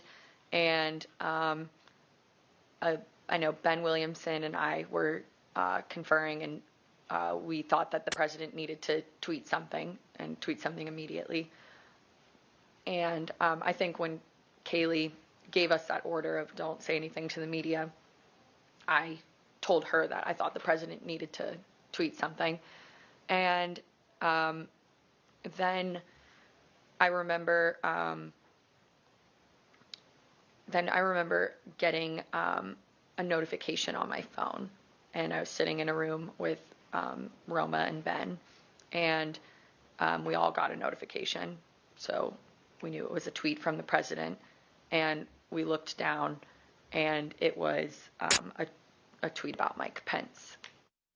I believe I had sent him a text saying that we may want to put out some sort of statement because the situation was getting a little hairy over at the Capitol. And then it was common for, after I would text him, I would just go down and see him in person. You went down to speak with Mark Meadows after this. What was that conversation? Very brief. I went down and told him the same thing I have in the text that I can recall.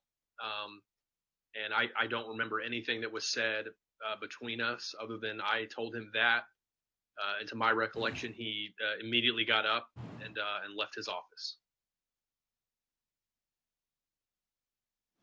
Our investigation found that immediately after the president's 2:24 p.m. tweet, the crowds both outside the Capitol and inside the Capitol surged. The crowds inside the Capitol were able to overwhelm the law enforcement presence, and the vice president was quickly evacuated from his ceremonial Senate office to a secure location within the Capitol complex.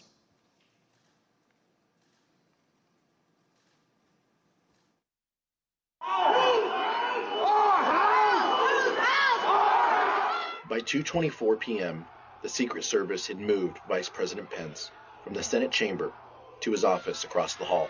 The noise from the rioters became audible, at which point we recognized that maybe they had gotten into the building. Then, President Trump tweeted, "Mike Pence didn't have the courage to do what should have been done Yeah, exactly. to protect Seriously. our country and our Pretend Constitution, it's Obama pulling this giving shit. states a chance to certify a corrected set of facts, not the fraudulent or inaccurate ones which they were asked to previously certify.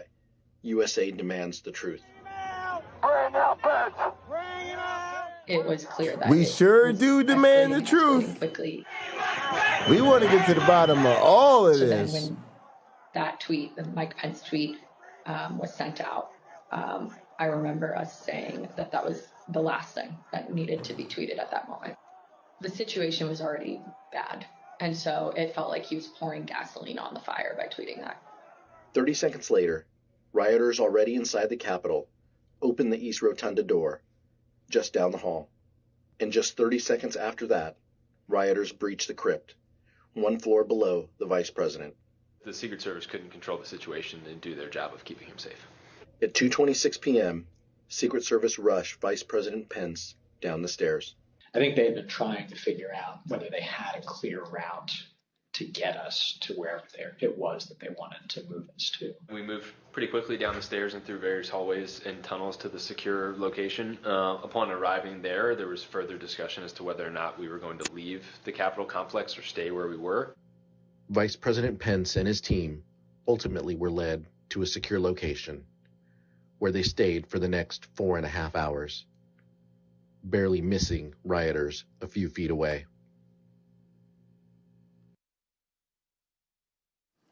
Approximately 40 feet. That's all there was. 40 feet between the vice president and the mob. Mr. Jacob, you were there, seeing that for the first time. Does it surprise you to see how close the mob was to the evacuation route that you took? The 40 feet is the distance from me to you, roughly. I could hear the din of the rioters in the building while we moved, but I don't think I was aware that they were as close as that.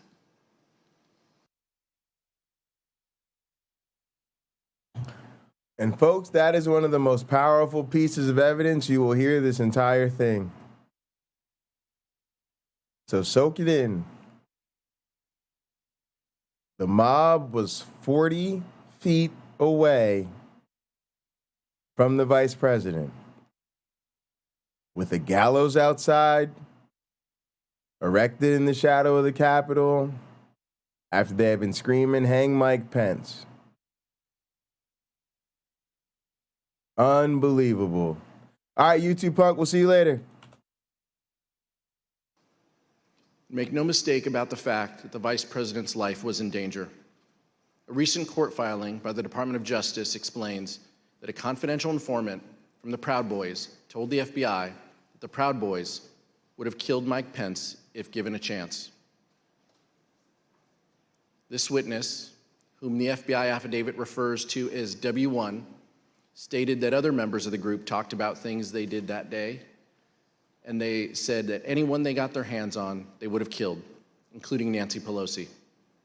W1 further stated that members of the Proud Boys said that they would have killed Mike Pence if given a chance. We understand that congressional leaders and others were evacuated from the Capitol complex during the attack.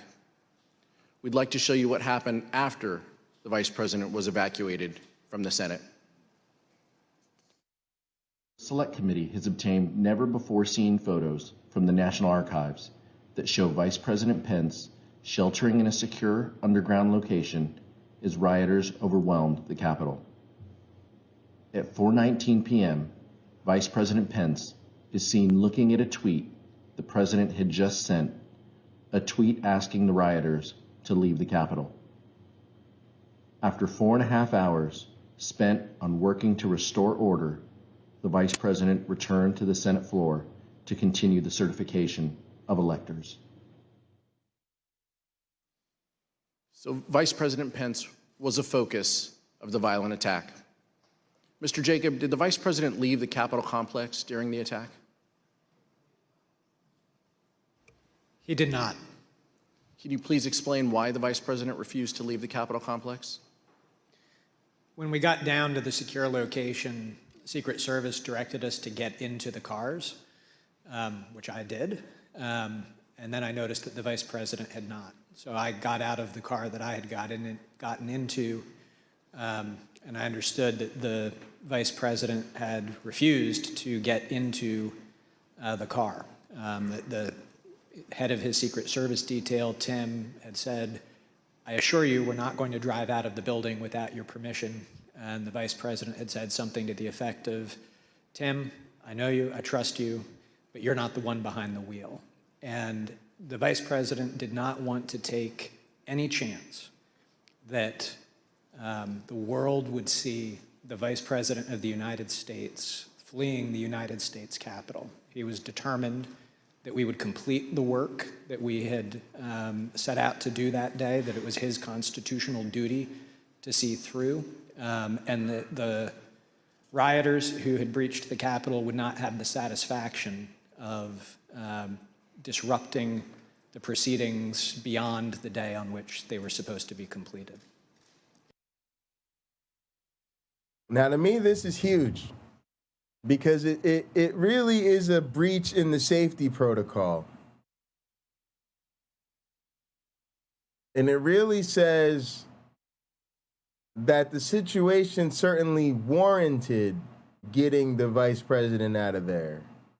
But in this bold-faced effort to keep up appearances, they go, no, we're not going to do that. Even though they know he could have got him out of there and he could have just came back and done the same goddamn duties. So again, there's sort of this way in which people want to apologize for this thing and say, oh, well, it wasn't that bad. It wasn't like the Vice President fled the Capitol. It's like, well, he actually should have fled the Capitol. He only didn't flee the Capitol for the sake of the not giving them the satisfaction of seeing him flee the Capitol. So that argument doesn't work under these circumstances. Let me see if I understand this right. You were told to get in the cars, and how many of the Vice President's staff got in the cars while he did not? Most of us.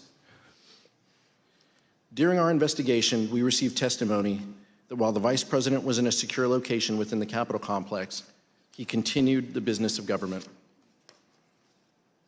We understand that the Vice President reached out to congressional leaders, like the Acting Secretary of Defense and others, to check on their safety and to address the growing crisis. In addition, the Vice President's Chief of Staff, Mark Short, made several calls to senior government officials. Here's Mr. Short's testimony regarding his call with Representative Kevin McCarthy. He indicated that he had some conversation. I don't recall whether it was with the president or with somebody at the White House, but I think he'd expressed frustration that not taking the circumstances seriously as they should in that moment. All right. So Mr. McCarthy indicated he'd been in touch with someone at the White House, and he conveyed to you that they weren't taking this as seriously as they should. You have to answer yes or no. Yes. Okay. While the vice president made several calls to check on the safety of others, it was his own life that was in great danger. Mr. Jacob, did Donald Trump ever call the vice president to check on his safety? He did not. Mr. Jacob, how did Vice President Pence and Mrs. Pence react to that? With frustration. Mr. Jacob, immediately before you and the vice president were evacuated to a secure location within the Capitol, you hit send on an email to John Eastman explaining why his legal theory about the vice president's role was wrong. You ended your email by stating that, quote, "Thanks to your bullshit, we are now under siege." We'll take a look at that email. Wow. Now, Dr. Eastman replied, and this is hard to believe, but his reply back to you was, "The siege is because you and your boss," presumably referring to the Vice President of the United States, "did not do what was necessary to allow this to be aired in a public way so the American people can see for themselves what happened." Mr. Jacob, later that day, you wrote again to Dr. Eastman. Let's show that email on the screen. In that email, you wrote, and I quote, "Did you advise the president that in your professional judgment, the vice president does not have the power to decide things unilaterally?" And you ended that email saying, "It does not appear that the president ever got the memo." Dr. Eastman then replied, "He's been so advised." And he ends his email with, quote, "But you know him. Once he gets something in his head, it's hard to get him to change course," close quote. Mr. Jacob, when Dr. Eastman wrote, "Once he gets something in his head, it's hard to get him to change course," did you understand the he in that email to refer to the President of the United States? I did. And Mr. Jacob, did you hear from Dr. Eastman further after the riot had been quelled? And if so, what did he ask? Late that evening, after the joint session had been reconvened, the vice president had given a statement to the nation saying that violence was not going to win, freedom wins, and that the people were going to get back to doing their work. Later that evening, Mr. Eastman emailed me to point out that, in his view, the vice president's speech to the nation violated the Electoral Count Act, that the Electoral Count Act had been violated because the debate on Arizona had not been completed in 2 hours. Of course, it couldn't be since there was an intervening riot of several hours. And that the speeches that the majority and minority leaders had been allowed to make also violated the Electoral Count Act because they hadn't been counted against the debate time. And then he implored me, now that we have established that the Electoral Count Act isn't so sacrosanct as you have made it out to be, I implore you one last time, can the Vice President please do what we've been asking him to do these last 2 days? Suspend the joint session, send it back to the states. And we'll show you the text of that email, which Dr. Eastman wrote at 11:44 p.m. on January 6th.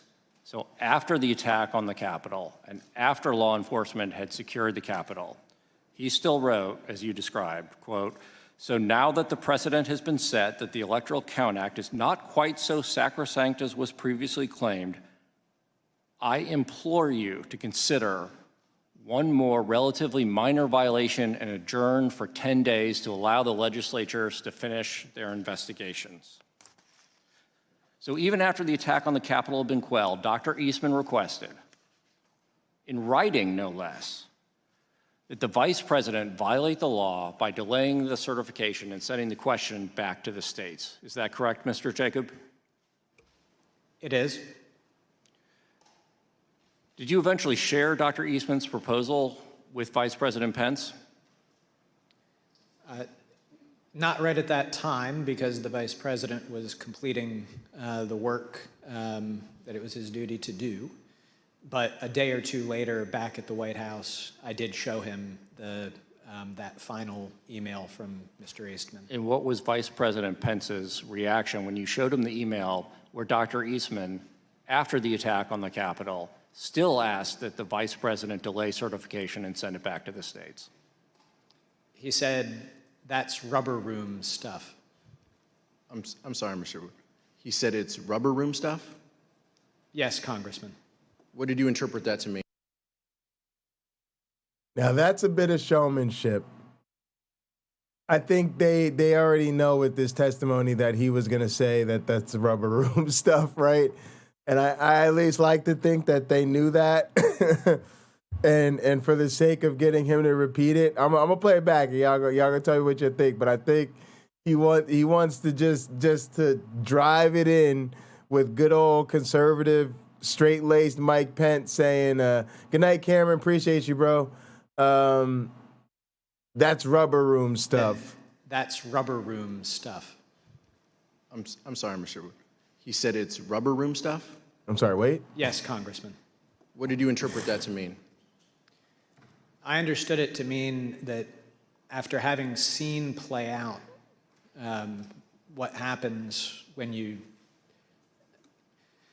convince people that there is a decision to be made in the Capitol legitimately about who is to be the president and the consequences of that, that he was still pushing us to do what he had been asking us to do for the previous 2 days, that was certifiably crazy.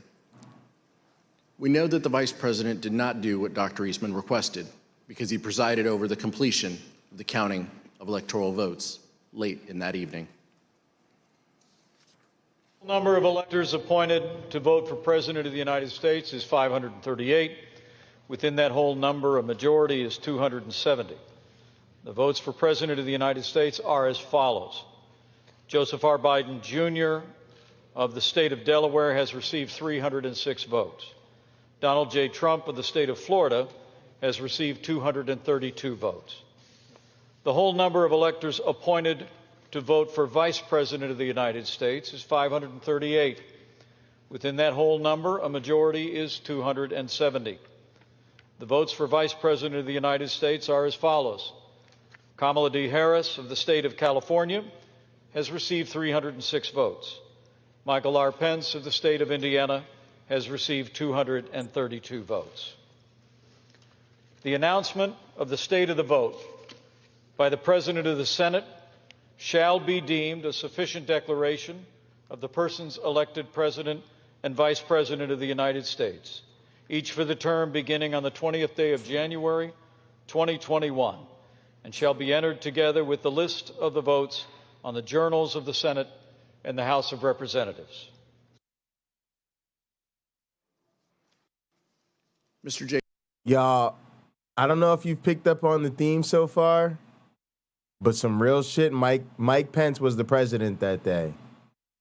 Mike Pence was the president that day, and as a person who thinks that the current Republican Party is just absolute dog water, as my friend Bio would say, I find myself kind of happy to accept that he was. I'm actually grateful for what Mike Pence did that day. Despite how much I may disagree with him on political issues, I do respect what he did that day.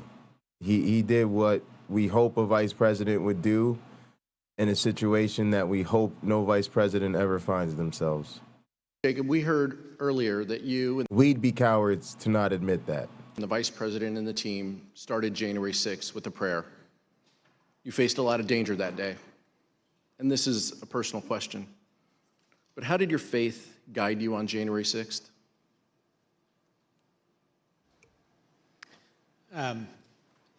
My faith really sustained me through it. I, down in the secure location, pulled out my Bible, read through it, and just took great comfort. Daniel. She looked over him like, I don't know if y'all caught the girl over in the left. She looked over him like, nigga, what'd you say? You just casually flip through the Bible in the middle of Armageddon? Okay, cool. Cool story, bro. Was where I went. And in Daniel 6, Daniel has become the second in command of Babylon, a pagan nation, but he completely faithfully serves. He refuses an order from the king that he cannot follow, and he does his duty consistent with his oath to God. And I felt that that's what had played out that day. It spoke to you? Yes. At the end of the day, Mark Short sent the vice president a text message with a Bible verse. Here's what he told the select committee. At 3:50 in the morning, when we finally adjourned and headed our own ways, I remember, texting the vice president a passage from 2 Timothy chapter 4, verse 7 about, I fought the good fight, I finished the race, I've kept the faith. With a prayer and ended his day with a Bible verse. I've fought the good fight, I've finished the race, I've kept the faith. God, they are so comfortable and smug just interchanging their religion in our government. They're just like, oh, yeah, buddy, that thing you did today, why not just, man, Mr. Vice President, what you did today was a real tribute to American democracy. This will go down as one of the great days in the history of the vice presidency of the United States of America. Really unfortunate circumstances, sir. But you really did a great service and an honor to your country today. Nope. Straight to you fought the good fight. Jesus loves you. White House attorney Eric Hirschman testified that the next day, January 7th, he received a call from Dr. Eastman. Here is Mr. Hirschman's account of that call. The day after, Eastman, I don't remember why he called me, he texted me or called me, wanted to talk with me, and he said he couldn't reach others. And he started to ask me about something dealing with Georgia and preserving something potentially for appeal. And I said to him, are you out of your effing mind? Right? I said, I only want to hear two words coming out of your mouth from now on. Orderly transition. And I screamed, I said, I don't want to hear any other effing words coming out of your mouth, no matter what, other than orderly transition. Repeat those words to me. And I screamed, eventually he said, orderly transition. I said, good, John. Now I'm going to give you the best free legal advice you're ever getting in your life. Get a great effing criminal defense lawyer. You're going to need it. And then I hung up on him. I like that guy. Just a few days later, Dr. Eastman emailed Rudy Giuliani and requested that he be included on a list of potential recipients of a presidential pardon. Dr. Eastman's email stated, quote, I've decided that I should be on the pardon list, if that is still in the works. Dr. Eastman did not receive his presidential pardon. So let's see what Dr. Eastman did as a result when he was deposed by this committee. I assert my Fifth Amendment right against being compelled to be a witness against myself. Did the Trump legal team ask you to prepare a memorandum regarding the vice president's role in the counting of electoral votes at the joint session of Congress on January 6, 2021? Yeah. Dr. Eastman, did you advise the President of the United States that the Vice President could reject electors from 7 states and declare that the President had been reelected? Yeah. Dr. Eastman, the first sentence of the memo starts off by saying 7 states have transmitted dual slates of electors to the President of the Senate. Is that statement in this memo true? Yeah.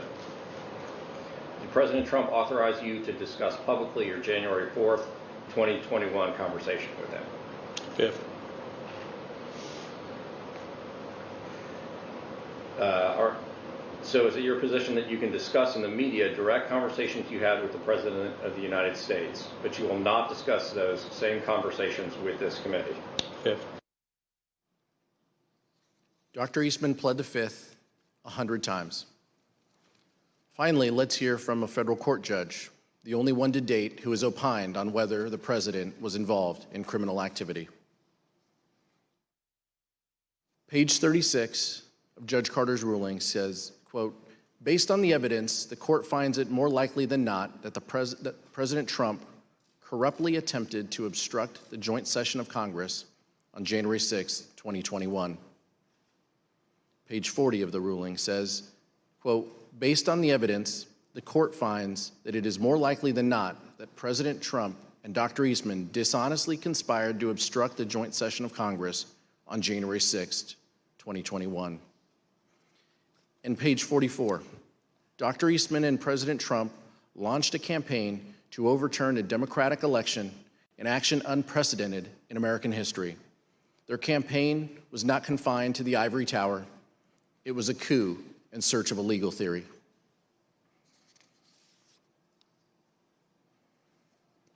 Mr. Jacob, what would have happened to our democracy if Vice President Pence had gone along with this plan and certified Donald Trump as the winner of the 2020 election?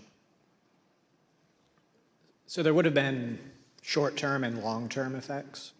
The short-term I previously described, a constitutional jump ball situation, political chaos in Washington, lawsuits, and who knows what happening in the streets. And you would have had the Vice President of the United States having declared that the outcomes of these state elections were incorrect. So for all of those reasons, there would have been significant short-term consequences. But in the long term, we would have established a situation where a vice president would have asserted that one person could have the authority to determine the outcome of an election, which is antithetical to everything in our democracy. It's antithetical to the rule of law. And so it would have been significant impacts, both in the short and the long term. Judge Ludig, in the statement you released earlier today, you wrote that the efforts by President Trump to overturn the 2020 election were, quote, the most reckless, insidious, and calamitous failures in both legal and political judgment in American history. What did you mean by that?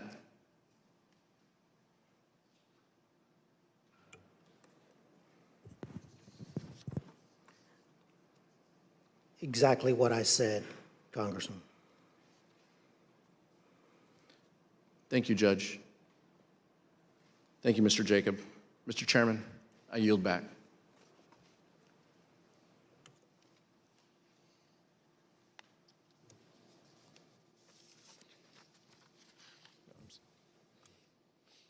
Gentlemen. I'm sorry, Mr. Chairman. I want that back. Mr. Chairman, this was an informative hearing, a powerful hearing. I'm grateful for your leadership and the leadership of the distinguished Vice Chair. Donald Trump knew he lost the 2020 election, but he could not bring himself to participate in the peaceful transfer of power. So he latched on to a scheme that, once again, he knew was illegal. And when the Vice President refused to go along with it, he unleashed a violent mob against him. When we began, I asked how we got to this place. And I think the answer to that question starts with the fact that people in positions of power put their political party before their country. It cannot be allowed to continue. I'll yield back now, Mr. Chairman. Thank you very much. Without objection, the chair recognizes the gentlewoman from Wyoming, Ms. Cheney, for a closing statement. Thank you very much, Mr. Chairman. Thank you to my colleague, Representative Aguilar, and thank you very much to our witnesses today, Mr. Jacob and Judge Ludig. Thank you for being here with us. We have seen so far in our hearings that President Trump knew that his claims of a stolen election were false. You have seen that he knew that Mike Pence could not legally refuse to count electoral votes. And you have seen what President Trump did to pressure Mike Pence into taking illegal action. Over the course of our next hearings, you will see information about President Trump's efforts, John Eastman efforts, the Trump legal team's efforts to apply pressure to Republican state legislatures, state officials, and others. Judge Carter has recently written, quote, Dr. Eastman's actions in these few weeks indicate that his and President Trump's pressure campaign to stop the electoral count did not end with Vice President Pence. It targeted every tier of federal and state elected officials. We will examine all of those threats, and we will examine the Trump team's determination to transmit materially false electoral slates from multiple states to officials of the executive and legislative branches of our government. We will examine the pressures put on state legislatures to convene to reverse lawful election results. An honorable man receiving the information and advice that Mr. Trump received from his campaign experts and his staff, a man who loved his country more than himself, would have conceded this election. Indeed, we know that a number of President Trump's closest aides urged him to do so. This committee will address all of these issues in greater detail in the coming weeks. Mr. Chairman, I yield back. Young lady yields back. Judge Ludick and Mr. Jacob, our nation owes you a great debt for your knowledge, integrity, and your loyalty to our Constitution. You and Vice President Pence are exactly the people our nation needed at a critical time. You had the courage to do what was right. In the weeks leading up to January 6th, many people failed this test when they had to choose between their oath to the country or the demands of Donald Trump. But there were others who, like you, stood tall in the face of intimidation and put our democracy first. They include the judges who rejected the bogus claims of election fraud, the senior Justice Department officials who stood up to Donald Trump, and the state officials whom we will hear from at our next hearing. We are deeply grateful to your courage and devotion to our country.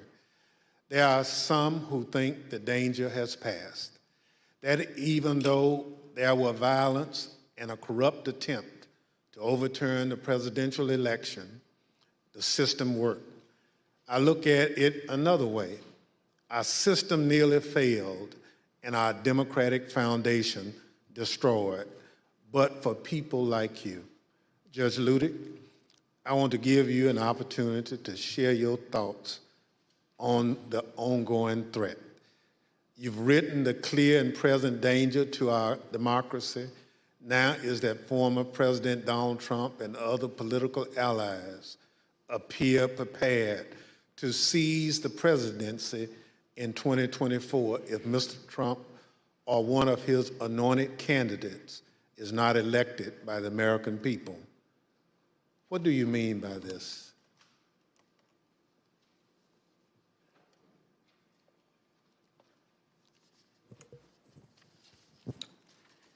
Mr. Chairman, I'm honored beyond words by your words. I was honored on January 6, 2021, then also honored beyond words to have been able to come to the aid of Vice President Mike Pence.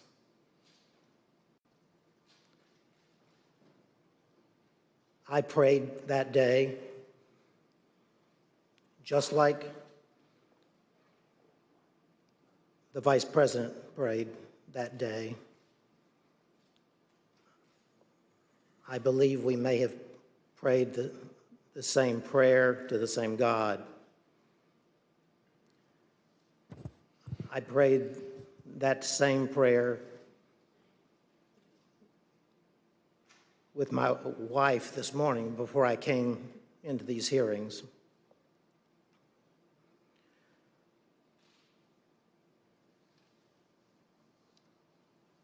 I have written, as you said, Chairman Thompson, that today, almost 2 years after that fateful day in January 2021, that still Donald Trump and his allies and supporters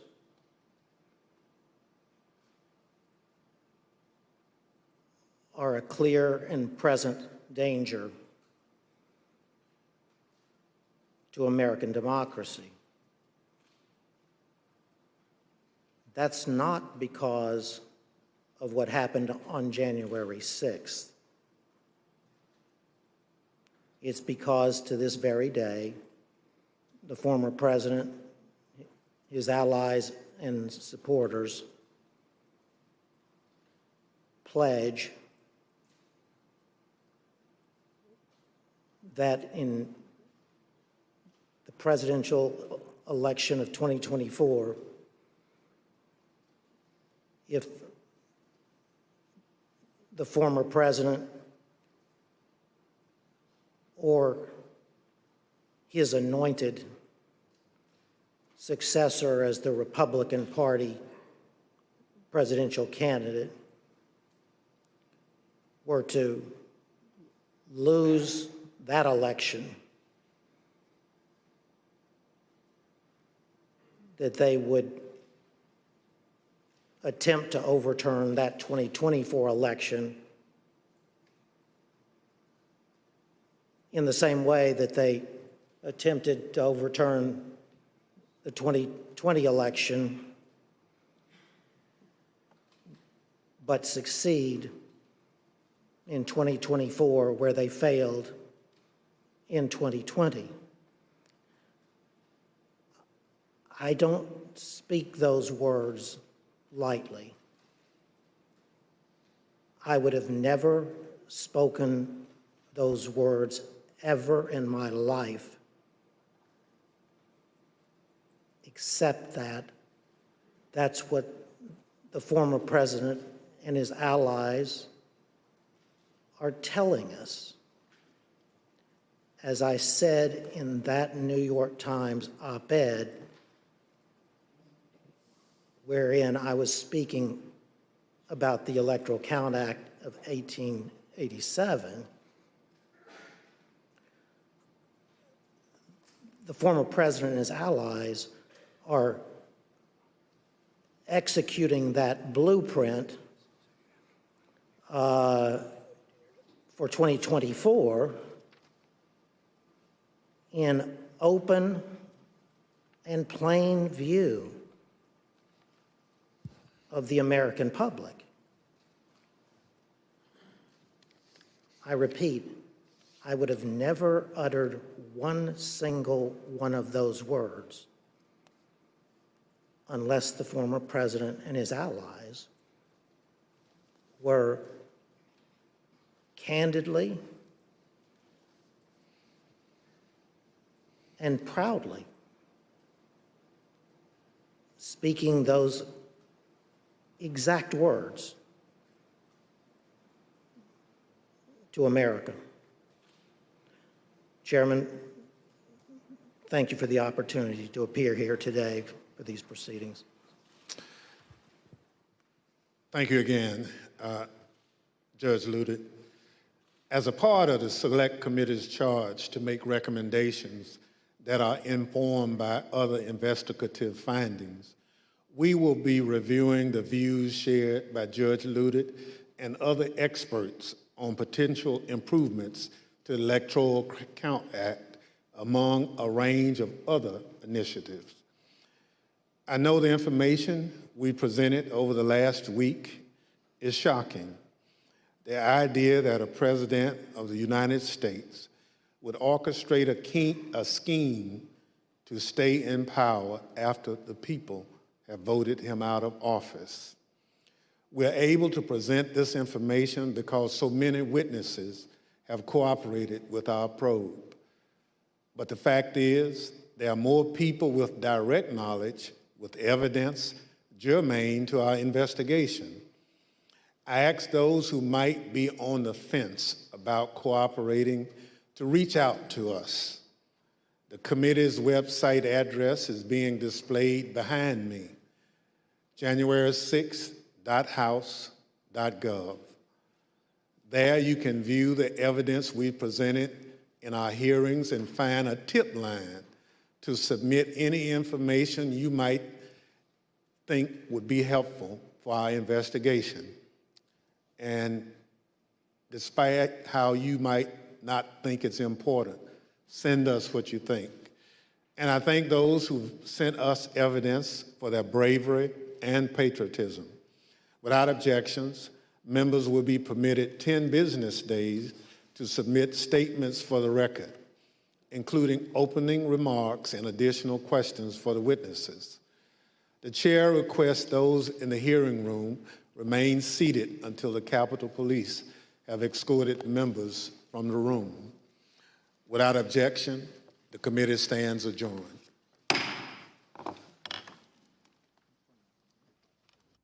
And that is the chair of the House Select Committee on January 6th.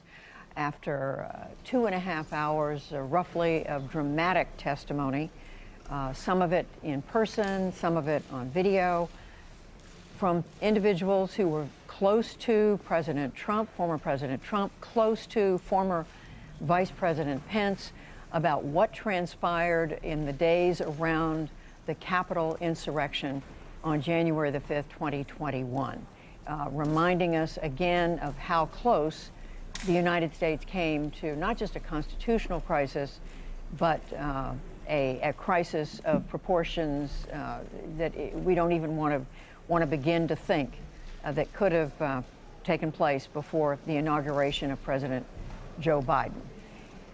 In the minutes we have, as we reflect on what we saw, I want to call on again Derek Muller, law professor at the University of... That dress, though. Yes, that dress, though. Oh, yeah, that's the January 6th insurrection coverage dress. She knows it's prime time. Oh, you see my man got his doctorate regalia in the back. Okay, people, y'all ready to do big time. Oh, he's at Notre Dame, too. Play like a champion. I see you. I see you. I see you. I see you. Of Iowa, who is a specialist in election law. Professor Muller, I think for me, what had to have been the most memorable were the piecing together what happened in the Oval Office on the morning of January 6th, when the president, his children, the people around him were there, as he had a phone call with then Vice President Pence, a phone call that started out calm, became angry. At one point, the president called the vice president, it was reported, a wimp. At another point, an assistant to the president's daughter, Ivanka Trump, said the president she said her father used the P word when he was angry speaking with the vice president. But that was just one part of a picture that was painted this afternoon of a truly alarming set of circumstances around January the 6th.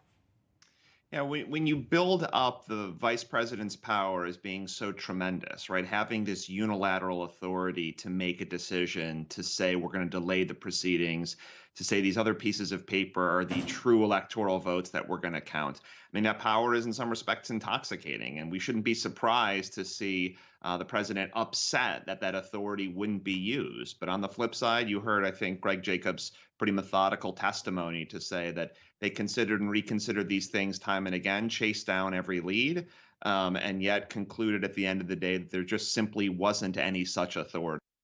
To say that they considered and I was about to say Iowa City, Iowa, University of Iowa. Shout out to my homies from church. A lot of them are Iowa people. A lot of them went to Iowa. A lot of them went to Iowa State. Got a love for Iowa. I really do think he went to Notre Dame because of that play like a champion today sign. But yeah, I didn't want to shout out Notre Dame and then shout out the University of Iowa. Go ahead, do your thing. We considered these things time and again, chased down every lead, and yet concluded at the end of the day that there just simply wasn't any such authority. And so we saw that sort of playing out, that frustration of being convinced it's there with a resolute opposition that just didn't exist. That just didn't exist. And Lisa Desjardins, our congressional correspondent, joining us as well. She's look at her. She's styling. In the hearing room. I think, Lisa, if there was any question that this committee was working methodically through testimony and information, we saw evidence of that this afternoon. That's right. And it was all about building up a timeline that showed the former president especially knew that there was a violent mob on the Capitol grounds inside the Capitol, that he was told that by his chief of staff, according to those around the chief of staff, Mark Meadows, and that nonetheless, against the advice of those who wanted the president to tweet out messages urging calm, that the former president, in fact, went the other way and tweeted out a message saying that his vice president was a man of cowardice. And they connected that to the crowd itself. Connected it to the crowd itself, Lisa, and then the picture that was painted of John Eastman, this lawyer. Get John Eastman real quick. Became Get John an advisor Eastman to real President quick. Trump when he wasn't getting the advice that he wanted from White House legal counsel. Someone who badgered, in effect, the vice president's, the vice president, people around the vice president, to do what the vice president knew or said that he believed he could not legally do. That's right. And I think we also heard that we saw that email with John Eastman saying that he believed he needed to be on the pardon list if it still existed. That email to Rudy Giuliani. That was a moment, maybe more than any other in this entire set of hearings, where I saw people in the audience and members of the press pick up their cameras and take a picture of the words in that email, because that, I think, request for pardons, and perhaps more that we'll hear about pardons in the future, is something that I believe will be a headline here. All right, folks. People work very, very hard. This is some of the most important broadcasts of their entire careers. And they sit through all of this stuff just like we do, just to get their few minutes at the beginning of the broadcast, during an intermission, and during the end. They did a fantastic job summarizing things. I wanted to give them a few minutes of shine here on our broadcast. Speaking of which, I know these are super long streams, super long broadcasts. They're not action-packed exactly, but these are very important hearings to cover. I'm super, super honored. Those of you that decided to join me for doing so, I really think this is something worth our time. So I'm so glad that you decided to join me. Whether you watch now, later, or never, whenever works for you, works for me. I really appreciate you all. I will be back at 1 p.m. Eastern for Science Time with Cliff. We'll be talking about digital evolution. If you don't have a strong background in evolution or evolutionary theory, this is the broadcast you want to see. We're going to try to build this thing from the ground up. We'll then be talking about our work. We'll be off and running to our week. We'll probably get to this during the day. That way we can knock it out. So we'll get to day 4 maybe tomorrow. I keep saying tomorrow. Later today, this afternoon, while I'm working. And then in the evening, we'll try to relax a little bit. Because tomorrow's kind of my light day. So maybe we'll do that. We'll meet with Cliff. I'll see what else is on my agenda. Then we will we'll get into this, and we'll try to have some fun tomorrow night. And we'll hit the week running. Thank you all so much. In the name of the Darwin, the Dawkins, and the Christopher Hitchens, science bless you all. Poof.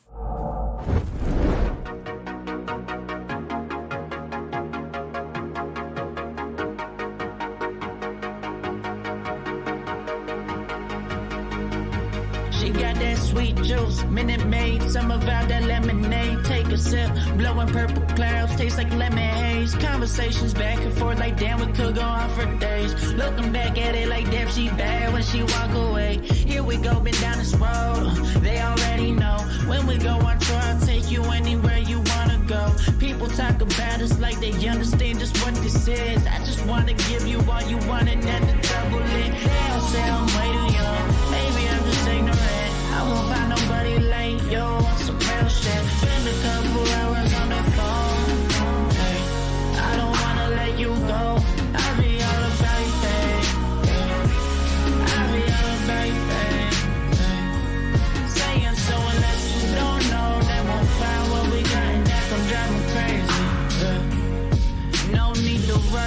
still be here tomorrow. Had to take my chances, baby, I just struck the lotto. And I'll be so gone, don't know where I go wrong. Don't remember last night, I blame it on the bottle. And I'm just living life, I would rather not question it. All the time invested, you could see that we was next to win. Over anything, I'll still be right here when they gone. I just had to put you in the sun, don't get me wrong. They all say I'm way too young.